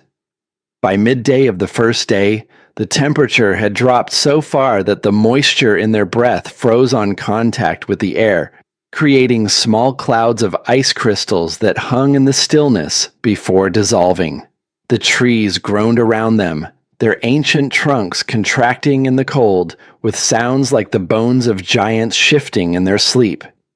Isolde did not slow. She set a pace that was demanding but sustainable, reading the terrain with an instinct that surprised even the most experienced rangers. She chose paths where the snow was shallowest, where fallen trees provided natural bridges over frozen ravines, where the wind had carved corridors through the dense undergrowth. She rationed their rest breaks with precision, long enough for muscles to recover, short enough that the cold could not settle into their bones. On the second day, they lost the trail. A storm had come. In the night, sudden and vicious, dumping 2 feet of fresh snow that erased every landmark and turned the forest into a featureless white maze. The lead ranger, a grizzled wolf named Corwin, who had spent 20 years patrolling the northern border, came to Isolde with worry carved deep into the lines of his weathered face. "My queen, the trail markers are buried. I cannot find the ridgeline we need to follow. If we veer too far east, we hit the frozen marshes. Too far west, the ravines. Either one could cost us hours we do not have." Isolde stood at the front of the line, her dark hair dusted with snow, her cheeks raw from the wind. She closed her eyes. She breathed in through her nose, pulling the frozen air deep into her lungs, and she let her wolf rise. Not fully, not the violent, explosive shift that combat demanded, just a slow, careful surfacing, like a creature rising from the bottom of a deep lake. Her senses sharpened. The world became more vivid, more detailed, more alive. She could smell the resin bleeding from the pine trunks, the faint metallic tang of the frozen stream half a mile to the north, the musky, earthy scent of a bear hibernating somewhere deep beneath the snow. And beneath all of it, faint but undeniable, the scent of wood smoke. Old wood smoke, carried on a current of air that flowed from the northeast. The direction of the quarry pass. She opened her eyes. "Northeast," she said. "Follow me." Corwin stared at her for a moment, then nodded. He fell in behind her without another word. She led them through the storm's aftermath with a certainty that bordered on preternatural, her wolf guiding her through the white silence like a compass needle finding north. The Rangers followed, their earlier skepticism replaced by a quiet, fierce loyalty that grew with every mile. They had come into the Whisperwood following a queen. They were emerging as wolves who would follow this woman into the mouth of hell itself and trust her to lead them out the other side. That night, the second night, they made camp in a shallow cave carved into the base of a granite cliff. The Rangers built a fire small enough to avoid detection, but large enough to keep the cold from killing them in their sleep. They ate dried meat and hard bread, and drank water melted from snow, and they spoke in low voices about the battle ahead, about the families they had left behind, about the things they would do when the war was over. Isolde sat apart from them, near the mouth of the cave where the firelight barely reached. She had first watch, though 2 rangers had volunteered to take it for her. She had declined. A queen did not ask her wolves to do what she would not do herself. The cave was quiet save for the soft crackling of the fire and the deep, rhythmic breathing of sleeping wolves. Outside, the Whisperwood was a cathedral of silence, the snow absorbing every sound, the trees standing like pillars, holding up a roof of stars. Isolde reached into the inner pocket of her coat and pulled out a small bundle wrapped in cloth. She unwrapped it with careful fingers, and the firelight caught the soft, butter-colored calfskin of 2 tiny shoes. The embroidery along the soles, tiny wolves chasing each other in an endless circle, was so fine it was barely visible in the dim light. She held them in her palm, these impossibly small shoes, and she allowed herself to feel the weight of them. Not just the physical weight, which was nothing, a breath of leather and thread, but the other weight. The weight of the life they represented. The child who had never come. The nursery that had remained empty. The quiet, private grief that she and Ravek had carried between them for 3 years. A wound that had never healed because neither of them had known how to speak of it. Barren. Theron had used that word like a blade, and it had found the one gap in her armor. Not because she believed it defined her, but because she feared in the deepest, most secret chamber of her heart that Ravek believed it did. That all his talk of fire and passion and the woman he had chosen was really just a cover for a simpler, crueler disappointment. He had chosen a mate who could not give him an heir, and no amount of fire could compensate for an empty cradle. She pressed the shoes against her chest, and for the first time in months, she let the tears come. They were silent tears, the kind that fall without permission and leave no sound behind. They tracked down her cold, wind-burned cheeks and disappeared into the collar of her coat. She did not sob. She did not shake. She simply sat in the mouth of a cave in the middle of a frozen forest and let herself grieve for the woman she had been before the world had taught her that softness was a luxury she could not afford. She wept not for Ravek, not for the bond he had broken or the trust he had burned. She wept for herself. For the girl from the Grey Mist Pack who had walked into Heartwood Citadel 3 years ago, with nothing but courage and a desperate, foolish belief that love was enough. That girl was gone. The woman who remained was stronger, sharper, more capable than that girl had ever dreamed of becoming. But she was also lonelier. And the loneliness on a night like this, in a place like this, was a cold that no fire could touch.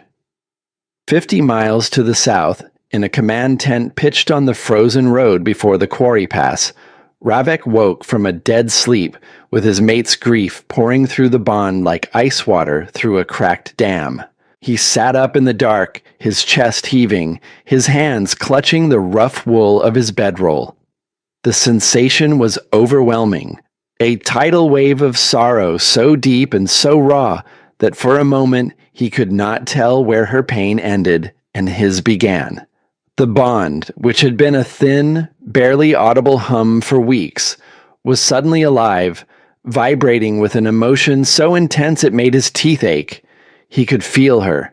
Not just the sadness, but the texture of it.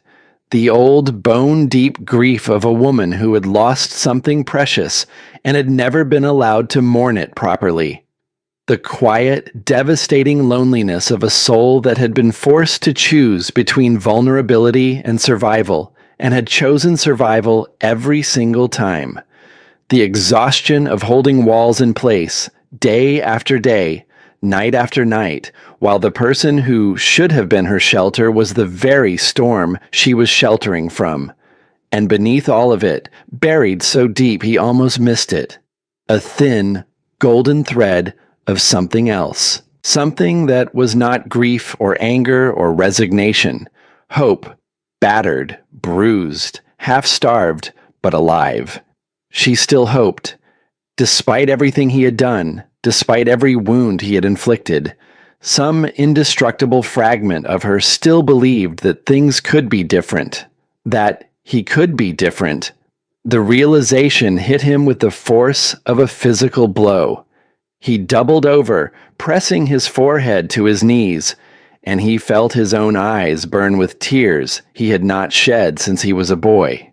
He had spent months agonizing over the loss of her passion, her fire, her willingness to fight. He had never once stopped to consider what she had lost, what she had sacrificed to become the queen this kingdom needed, while he was busy testing her love like a child poking a bruise to see if it still hurt. She had not lost her fire. She had turned it inward, using it to forge herself into something unbreakable. And the cost of that forging, the loneliness, the grief, the slow excision of every soft and tender thing inside her, was a price she had paid in silence, without complaint, without asking for help, without once letting him see the bill. Darius appeared at the tent flap, drawn by the sound of his king's ragged breathing. He said nothing. He simply stood there, a dark shape against the darker sky, and waited. "She is in pain," Ravek whispered, his voice cracked and hollow. "I can feel it, Darius. For the first time in months, I can feel her, and she is in so much pain." Darius was quiet for a long moment. Then he said, "Good." Ravik looked up, his eyes red, his expression raw. "Good that you can feel it," Darius clarified, his voice low and steady. "Good that the bond is not dead. Good that she is still in there, behind that wall, feeling things instead of turning to stone. A wolf that still feels pain is a wolf that is still alive. It is the silence you should have feared, Ravek, not the tears." Ravek pressed the heels of his hands against his eyes. Somewhere to the north, 50 miles of frozen forest away, his mate was crying in a cave, and there was nothing he could do. No army he could send, no command he could issue, no display of power that could reach her. All he could do was what Darius had told him to do weeks ago: wait, and prove, through action, that he was worth the risk of opening that wall again.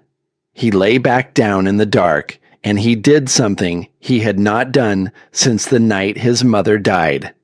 He opened the bond from his side completely, pulling down every barrier, every shield, every scrap of pride and pretense, and he let his own grief pour through the connection. Not dominance, not anger. Not the possessive, demanding need that had poisoned everything between them. Just grief. Raw, honest, unglamorous grief for what he had destroyed and what he prayed could still be rebuilt. He did not know if she felt it. The bond was still so thin, so fragile, that the signal might have dissipated before it reached her. But he sent it anyway, a message in a bottle cast onto a frozen sea. I am sorry. I am here. I am not going anywhere. The third morning broke clear and cold, and Isolde's party emerged from the Whisperwood, like ghosts materializing from the mist. They stood on a ridge overlooking the rear of Theron's encampment. Below them, spread across the mouth of the quarry pass, in a ragged line of tents and campfires and hastily built wooden barricades, the Ashval forces were dug in and facing south.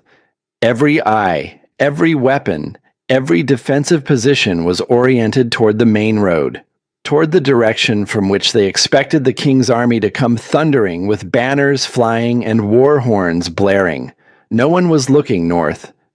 Isolde crouched behind a fallen pine, studying the camp through narrowed eyes. She counted tents, estimated troop numbers, identified the command position where Theron's banner, a snarling wolf over crossed axes, hung limp in the windless air. She noted the supply wagons parked carelessly behind the main line. The horses picketed in a flat clearing with minimal guard, the gaps in the barricade where the terrain had been deemed too steep for an attack. They were wrong about the terrain. Isolde's rangers had just spent 3 days proving that. She turned to Corwin, who was crouched beside her with his hand on the hilt of his short sword. We wait for the signal, she whispered. When the king's vanguard engages the front line, we move. Hit the supply wagons first. Set them burning. Then the horse line. Then we come in behind their infantry. They will not know which direction to face. Corwin nodded, a thin, savage smile pulling at the corner of his scarred mouth. They will break, he said. It was not a question. They will break, Isolde confirmed, and then she felt it. A vibration through the bond. Faint, distant, but unmistakable. Ravek. He was close. Miles away still, but closing fast, the thundering hooves of his vanguard sending tremors through the frozen earth that she could feel in the soles of her boots. He was coming. The hammer was falling. Now it was time for the anvil. The battle for the quarry pass lasted less than an hour, but it was an hour that would be remembered in the songs of Heartwood for generations. Ravek's vanguard hit the front of Theron's blockade like a battering ram, a wall of mounted warriors in full armor crashing against the wooden barricades with a sound like the earth splitting open. The Ashval wolves surged to meet them, their war chiefs howling orders, their archers loosing volley after volley from the elevated positions they had spent days preparing. It was exactly what Theron had planned for. His defenses held. His troops fought with the desperate ferocity of wolves defending their own territory.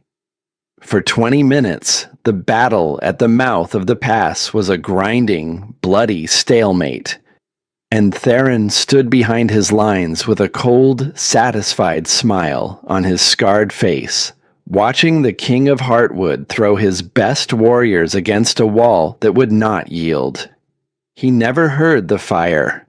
It started in the supply wagons, a sudden, roaring eruption of flame that turned 3 wagons of grain and dried meat and winter provisions into towering columns of orange and black smoke. The horses panicked, tearing free of their picket lines and stampeding through the camp in a frenzy of screaming, wide-eyed terror. Tents collapsed, cook fires scattered. Men who had been resting in the rear, waiting their turn to fight, scrambled to their feet in confusion, reaching for weapons, and finding chaos. And then the Rangers came. They descended from the northern ridge like shadows given form, 12 wolves moving in perfect, silent coordination. They did not charge. They did not roar. They hit the rear of Theron's line with the precise, surgical violence of a blade slipped between ribs. Isolde was among them. She carried a short sword in one hand and a knife in the other, and she moved through the burning, smoke-choked chaos of the camp with a focus that was almost serene. She was not a warrior in the traditional sense.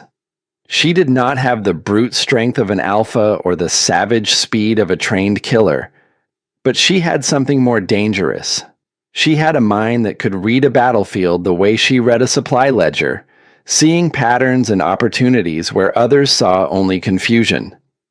She directed her rangers with sharp, clear commands, positioning them to cut off retreat routes and funnel the panicking Ashval wolves into pockets where they could be surrounded and neutralized. She was not fighting the battle. She was conducting it, an orchestra of controlled destruction that tore Theron's carefully prepared defense to shreds from the inside out. The Ashval line broke in minutes. Warriors who had been fighting with disciplined ferocity against the king's vanguard suddenly found fire at their backs, enemies in their supply lines, and their horses gone. Discipline dissolved into panic, and panic dissolved into rout. Wolves threw down their weapons and fled into the forest. Officers tried to rally their troops and were swept aside by the tide of their own retreating men. Theron himself was found by Darius in the ruins of the command tent, trying to burn a stack of correspondence before it could be captured. The big beta simply walked up behind the Ashval Alpha, placed a hand on his shoulder the way a man might restrain a disobedient dog, and said, "That is enough." But it was the correspondence that told the real story. Isolde stood in the command tent after the fighting had ended, the acrid smell of smoke and blood and fear thick in the cold air. She held a leather satchel in her hands, its contents spread across the overturned table. Letters. A dozen of them, written in a flowing hand on expensive parchment, sealed with a sigil she recognized immediately. Serena's handwriting. Serena's seal. The letters detailed everything. Theron's plan to destabilize Heartwood by exploiting the king's known insecurities. Serena's role as the weapon of choice, selected for her beauty and her willingness to play the part of the temptress in exchange for a promise of status in Theron's court. Detailed observations about the king's behavior, his growing paranoia about his mate's composure, his susceptibility to jealousy. Tactical assessments of Heartwood's defenses, troop movements, supply routes, all gathered by Serena during her stay at the Citadel and relayed to Theron through messengers disguised as merchants. Isolde read every word. Her face did not change. Her hands did not tremble. She simply absorbed the full scope of the betrayal with the same quiet, devastating calm that had carried her through the worst night of her life. When she was done, she placed the letters carefully back in the satchel and tied it shut. Ravek appeared at the entrance to the tent. He was covered in blood, most of it not his own, though the bandage at his ribs had come loose, and a fresh stain was spreading beneath his armor. His eyes found hers immediately, as they always did, as they always would, pulled by a gravity that no amount of damage could entirely extinguish. He saw the satchel. He saw her expression, and he understood. "How bad?" he asked. "Everything," she said. Serena reported everything to Theron. "Your behavior, our defenses, our supply routes." She was his eyes inside our walls, and we invited her in. The word "we" was a mercy. They both knew it should have been you, but Isolde was a queen, and a queen understood that there was a time for truth and a time for grace, and that wisdom lay in knowing the difference. Ravek closed his eyes. For a long moment, he stood in the entrance of a captured enemy tent, surrounded by the wreckage of a battle they had won, and he felt the full, crushing weight of what his weakness had cost. Then he opened his eyes and looked at his mate. "What do you want to do?" he asked. "Not what should we do? Not what does the crown require? What do you want to do?" He was giving her the power, all of it, because this was her victory, her vindication, and the justice that followed was hers to shape. "Theron is exile," she said, "the barren lands to the north, stripped of title, territory, and name. His pack will be absorbed into Heartwood under a steward of our choosing." Ravik nodded. "And Serena?" "Serena will be brought before the court. The letters will be read aloud. Every word. And then she will be cast out. Not to another pack, not to exile in a territory where she might rebuild. She will be made rogue. Permanently. No pack, no bond, no protection. She will spend the rest of her life as what she truly is, a wolf without a home." The sentence was not cruel. It was not delivered with relish or satisfaction. It was simply the logical consequence of Serena's choices, applied with the same dispassionate precision that Isolde brought to everything she did. And it was devastating. For a wolf, there was no fate worse than being made rogue. It was a living death, a severing from the collective that was as fundamental to their nature as breathing. Ravik looked at her for a long time. Then he said, "It will be done." They did not embrace. They did not share a triumphant kiss or a tearful reconciliation on the blood-soaked ground of the quarry pass. They simply stood in that ruined tent, two rulers who had won a war and were beginning to understand the longer, harder war that still lay ahead. But something had changed. The space between them, which had been a wasteland of hurt and silence and carefully maintained distance, was now occupied by something else. Not warmth, not forgiveness, not the easy, instinctive intimacy of what they had once been, but a recognition, a shared understanding that they were capable of things neither of them could accomplish alone. That together, not as mates, not as lovers, but as partners, they were formidable. It was not love. Not yet. Perhaps not ever again, not in the way it had been before. But it was a foundation, and for the first time in a very long time, it was enough. The trial of Serena took place in the great hall of Heartwood Citadel on a morning so bright and cold that the light streaming through the high windows seemed to cut the air like a blade. The entire court was assembled. Elders, advisors, pack leaders from the allied territories, household staff, even the young conscripts who had been training in the yard on the day Theron had insulted their queen. They lined the walls and filled the galleries, their faces a mosaic of curiosity, anger, and the grim satisfaction of wolves who had come to watch justice served. Serena was brought in by two guards. She was thinner than she had been the night of the feast, her whiskey-colored eyes darting around the hall with the trapped, calculating look of an animal that knows the cage is closing but cannot stop searching for an exit. She wore a simple gray dress, stripped of the fine silks and jewels she had worn the night she sat in the queen's chair. Her hair, which had been elaborately styled, now hung in limp, unwashed strands around her face. Isolde stood at the front of the hall, not beside Ravik's throne, but at her own carved chair to his right. Two separate seats of power, two separate authorities, united in purpose, distinct in presence. She read the letters aloud, every word, in a voice that did not waver, did not crack, did not betray a single tremor of the personal devastation those words represented. She read Serena's clinical observations about the king's jealousy. She read Theron's instructions to exploit the rift between the royal couple. She read Serena's cheerful reports of her success, her casual assessment that the queen was weak and the king was easily manipulated. The hall was silent, the kind of silence that precedes a storm. When Isolde finished, she set the last letter down on the table and looked at Serena. The woman who had sat in her chair touched her mate, laughed in her hall, and reported every detail of her humiliation to an enemy who had used it to threaten the lives of every wolf in the kingdom. "Do you deny these are your words?" Isolde asked.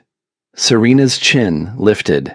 There was defiance there, but it was the brittle, desperate kind that comes not from strength, but from the absence of any other option. "I did what I had to do to survive. Theron promised me a place in his court, protection, status. I had nothing. I was nobody. You do not know what it is like to be nobody." The words hung in the air, and something shifted in Isolde's expression. Not anger, not contempt. A flicker of recognition, brief and quickly buried, of a woman who knew exactly what it was like to be nobody, who had been nobody before a king's mark had given her a name. But recognition was not absolution. "I know precisely what it is like," Isolde said, her voice quiet and clear. "And I know that the measure of a person is not what they are given, but what they choose to do when they have nothing." She paused, letting the silence settle. "You chose to betray a kingdom. You chose to endanger hundreds of lives, including the children and the elderly of this pack, for the promise of personal comfort. You weaponized a private grief between mates and handed it to a man who would have used it to destroy us." She drew a breath, slow and steady.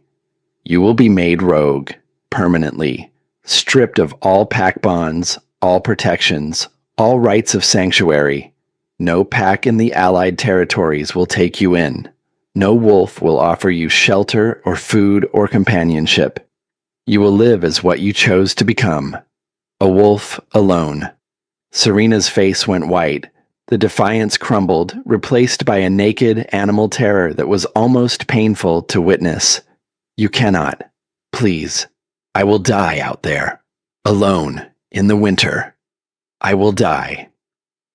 "You should have considered that before you conspired to starve our pack through the same winter," Isolde replied. There was no cruelty in her voice. There was only the implacable, terrifying calm of a queen who had weighed a life against the lives of hundreds, made her choice. The guards led Serena out. She did not go quietly. She screamed, she begged, she called Ravek's name, as if the king who had once entertained her at his table might intervene. He did not. He sat in his throne, his face carved from stone, his eyes fixed on a point above the doors. And he let his queen's judgment stand without a single word of interference. The hall doors closed. The screaming faded into the corridors, then into the courtyard, then into the vast, indifferent silence of the world beyond the gates. Isolde stood motionless for a long moment after the doors closed. The hall was still. The wolves watched their queen with an awe that bordered on reverence. This was not the quiet, accommodating woman who had sat 2 chairs down from her rightful place and eaten her meal in silence. This was the woman who had led 12 wolves through the Whisperwood in winter, who had broken an army from behind, who had dismantled a conspiracy with nothing but letters and a voice that could have cut glass.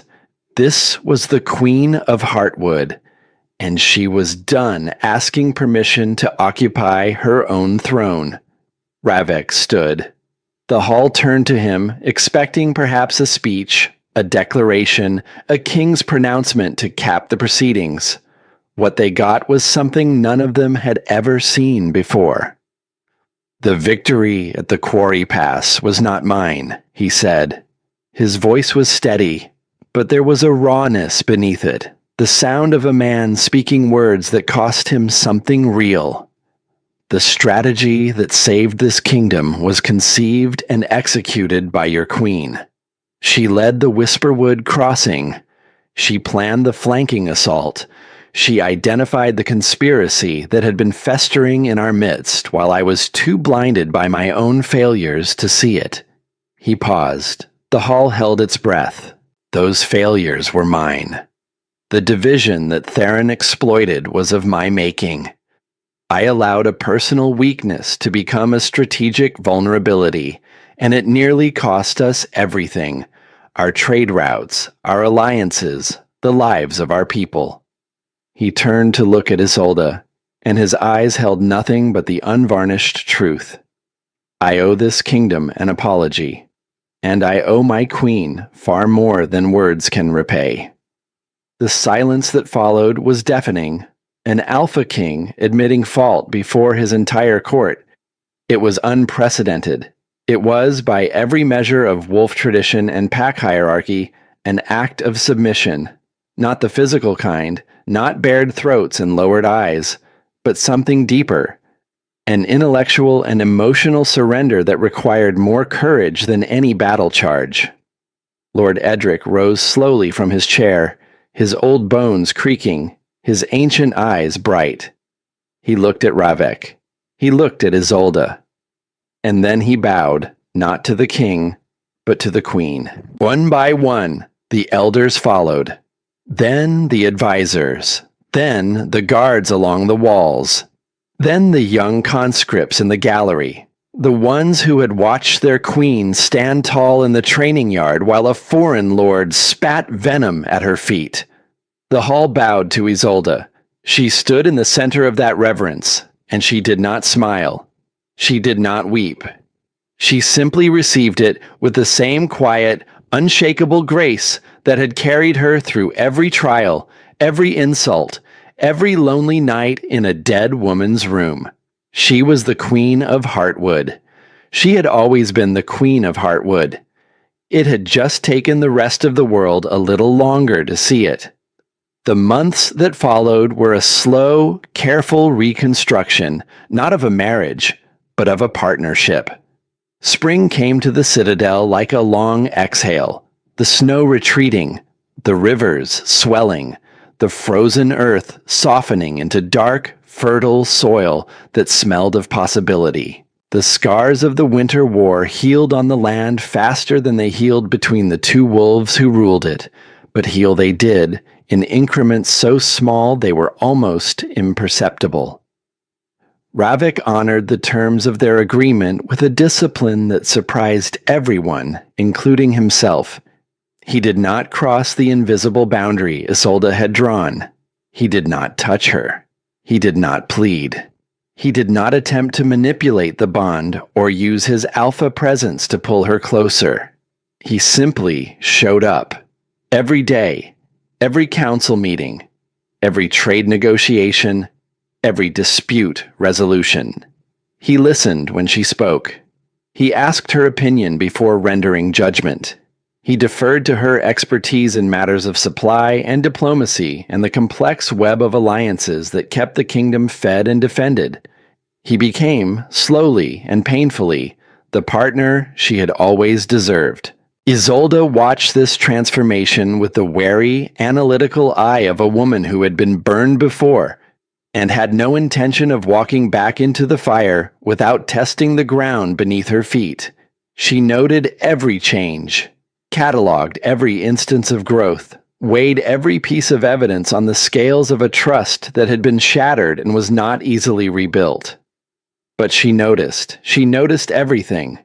She noticed that he no longer spoke over her in council, that he had begun introducing new ideas by saying, "The Queen and I have discussed," rather than, "I have decided," that he had quietly commissioned the construction of a new suite of chambers in the West Wing, neither the old royal bedroom nor the dowager's rooms, but something entirely new, a fresh space, untainted by memory.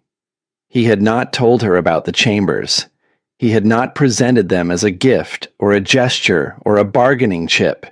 He had simply had them built, and he had left the door unlocked and he had said nothing. She found out from Brielle, who had been asked to stock the rooms with fresh linens and had come to Isolde with wide, uncertain eyes, unsure whether she should say anything. Isolde had gone to look at the chambers alone, on a quiet afternoon when the citadel was drowsy with spring warmth. They were beautiful, simple, clean-lined. A large window faced east, catching the morning sun. The bed was new, the wood still pale and fragrant with the scent of fresh-cut oak. There was a desk for her work, a shelf for her books, and a small fireplace with a mantel carved with the heartwood stag. There was nothing of him in the room, no claim, no mark, no presumption. It was a space built for her, offered without condition.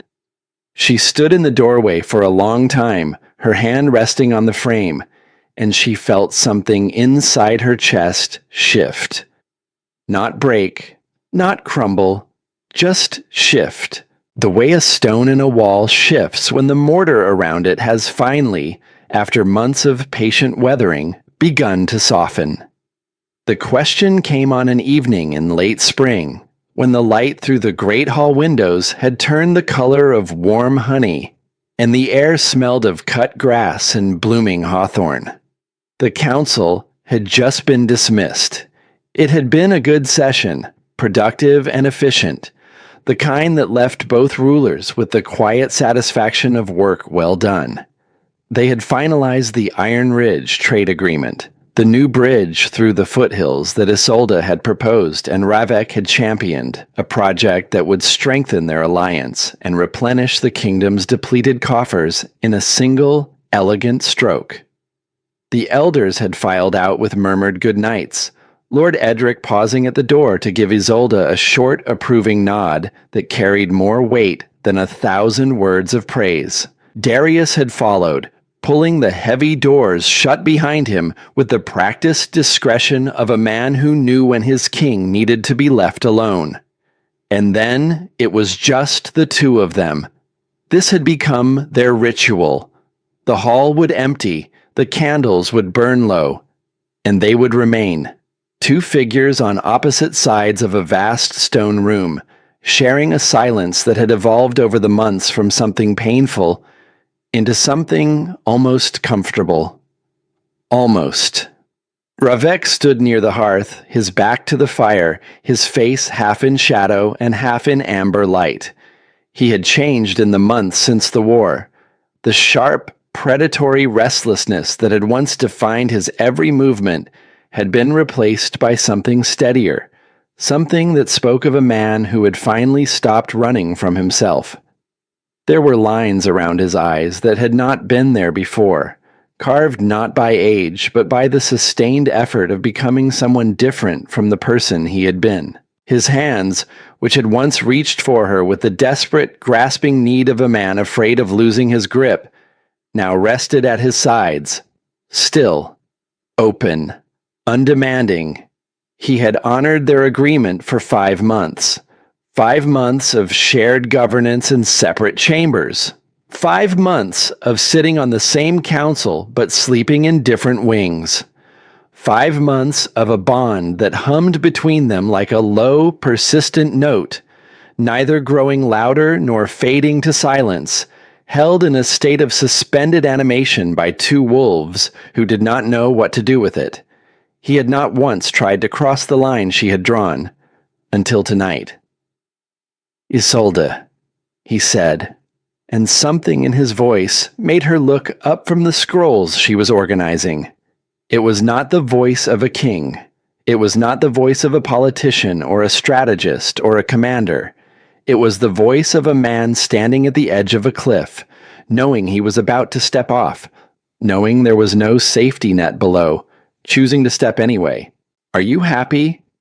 The question was so simple, so direct, so utterly without pretense that it caught her unprepared. She stood with a scroll half rolled in her hands, her dark hair loose around her shoulders in the way she only allowed when the public day was done, and she realized that she did not have a ready answer. She had answers for everything. Trade disputes, military strategy, diplomatic crises, the complex emotional algebra of managing a court full of ambitious wolves.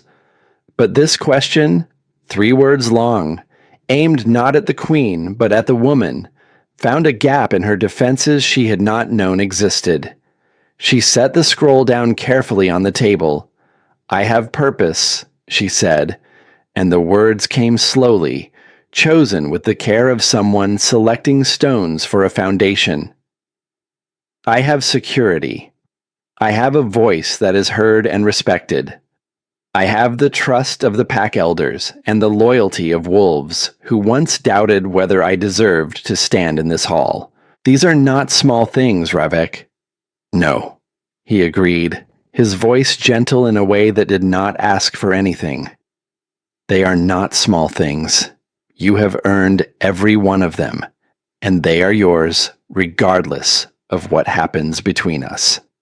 He paused, and she could see the internal struggle playing out behind his eyes, the fear of pushing too far warring with the need to speak the truth. "But they are not happiness." She said nothing, because he was right, and they both knew it. He took a single step toward her. One step. Then he stopped, honoring the invisible boundary the way he had honored it every day for 5 months. "I have followed your terms," he said. "I will continue to follow them for as long as you command. If this is all I am ever allowed to have of you, your mind, your counsel, your presence on the other side of this hall, I will accept it. It is more than I deserve." He drew a breath, and she could hear the effort it cost him, the physical act of making himself vulnerable when every instinct of his alpha nature screamed at him to project strength.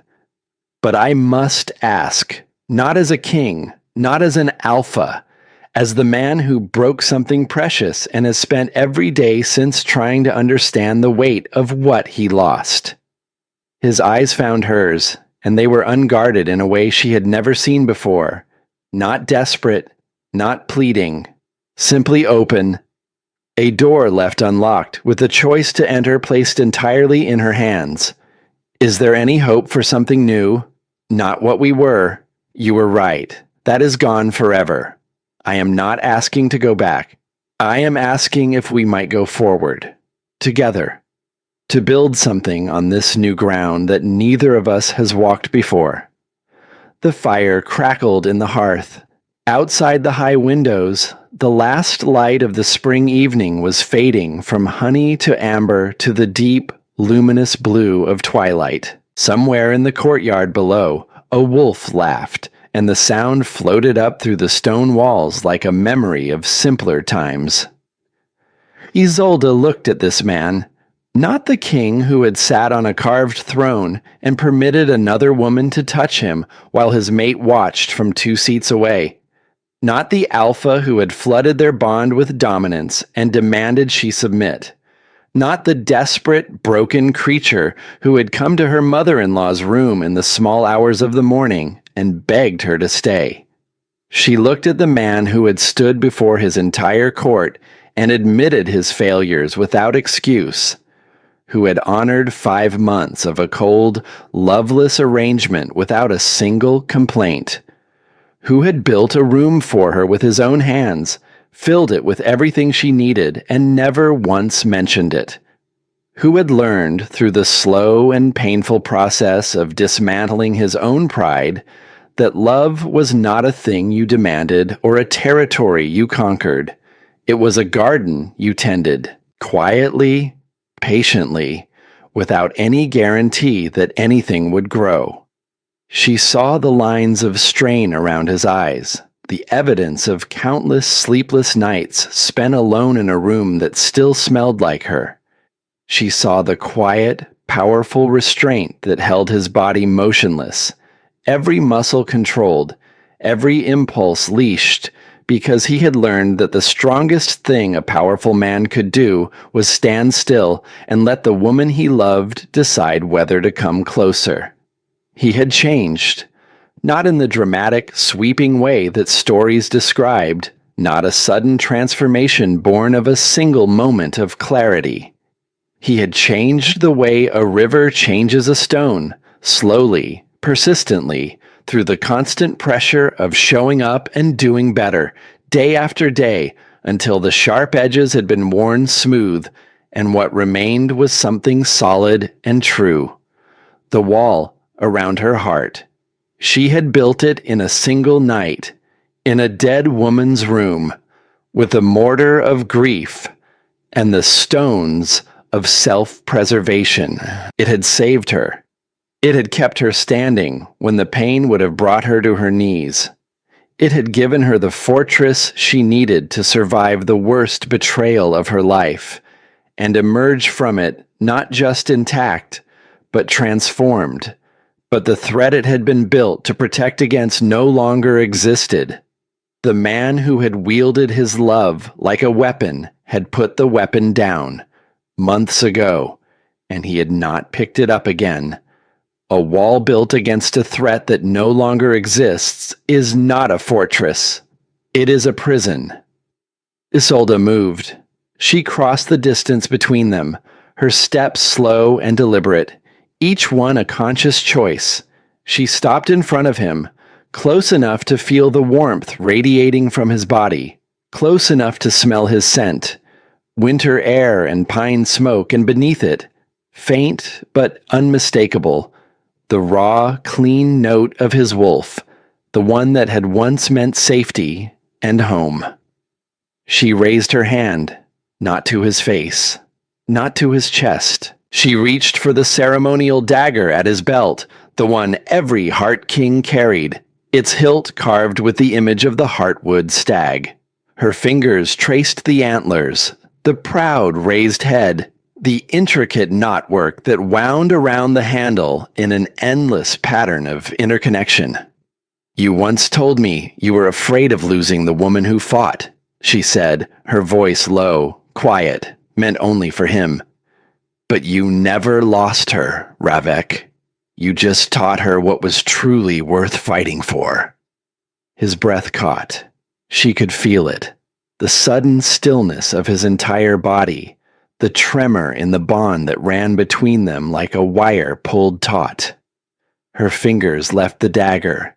They moved to his hand, which hung at his side, and she did not grab it, did not seize it, did not cling.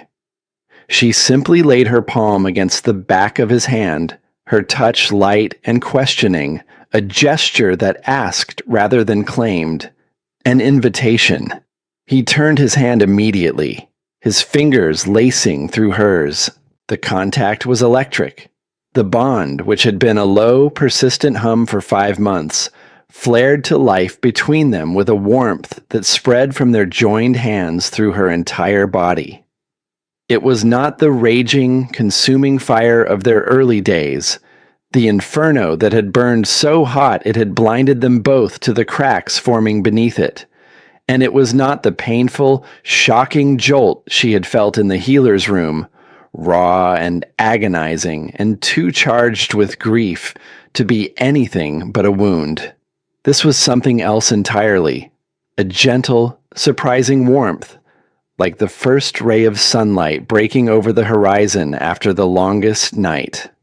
A quiet sunrise that did not demand attention or announce itself with fanfare. It simply arrived, steady and sure, and it filled the cold spaces with a light that was soft enough to be bearable and strong enough to be real. There were no tears, no dramatic declarations, no desperate embrace. There was only a profound, soul-deep recognition between two people who had walked through fire separately and were now, tentatively, carefully, choosing to stand in the same clearing. She gave his hand a small, firm squeeze. It was an answer, an acceptance, a beginning. He brought her hand to his lips. The kiss he pressed to her knuckles was not the gesture of a possessor claiming his territory. It was the gesture of a devoted equal offering a vow he intended to keep for the rest of his life. He did not pull her closer. He did not wrap his arms around her. He did not try to take more than what she had offered. He simply stood with her, holding her hand, and let the moment be what it was. Enough. Far to the north, in the barren lands beyond the last outpost of civilization, a scarred wolf walked alone through a landscape of frozen mud and leafless trees. Theron of Ashval, who had once commanded an army and ruled a territory that stretched from the mountains to the river, now wore rags and ate what he could scavenge from the leavings of wilder, lesser creatures. His name was a curse in every hall from Heartwood to the Eastern Sea.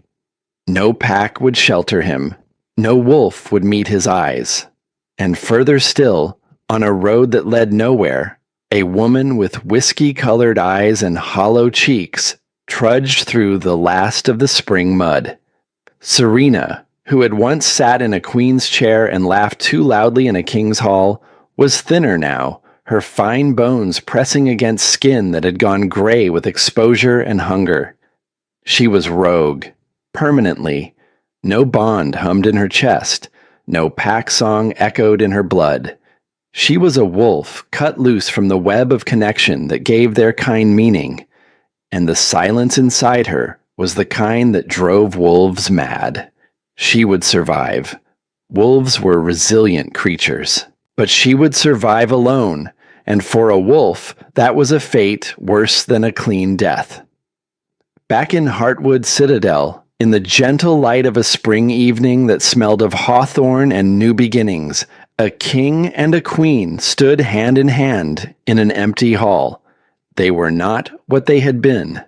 That love, young and fierce and blind, was ash on the wind.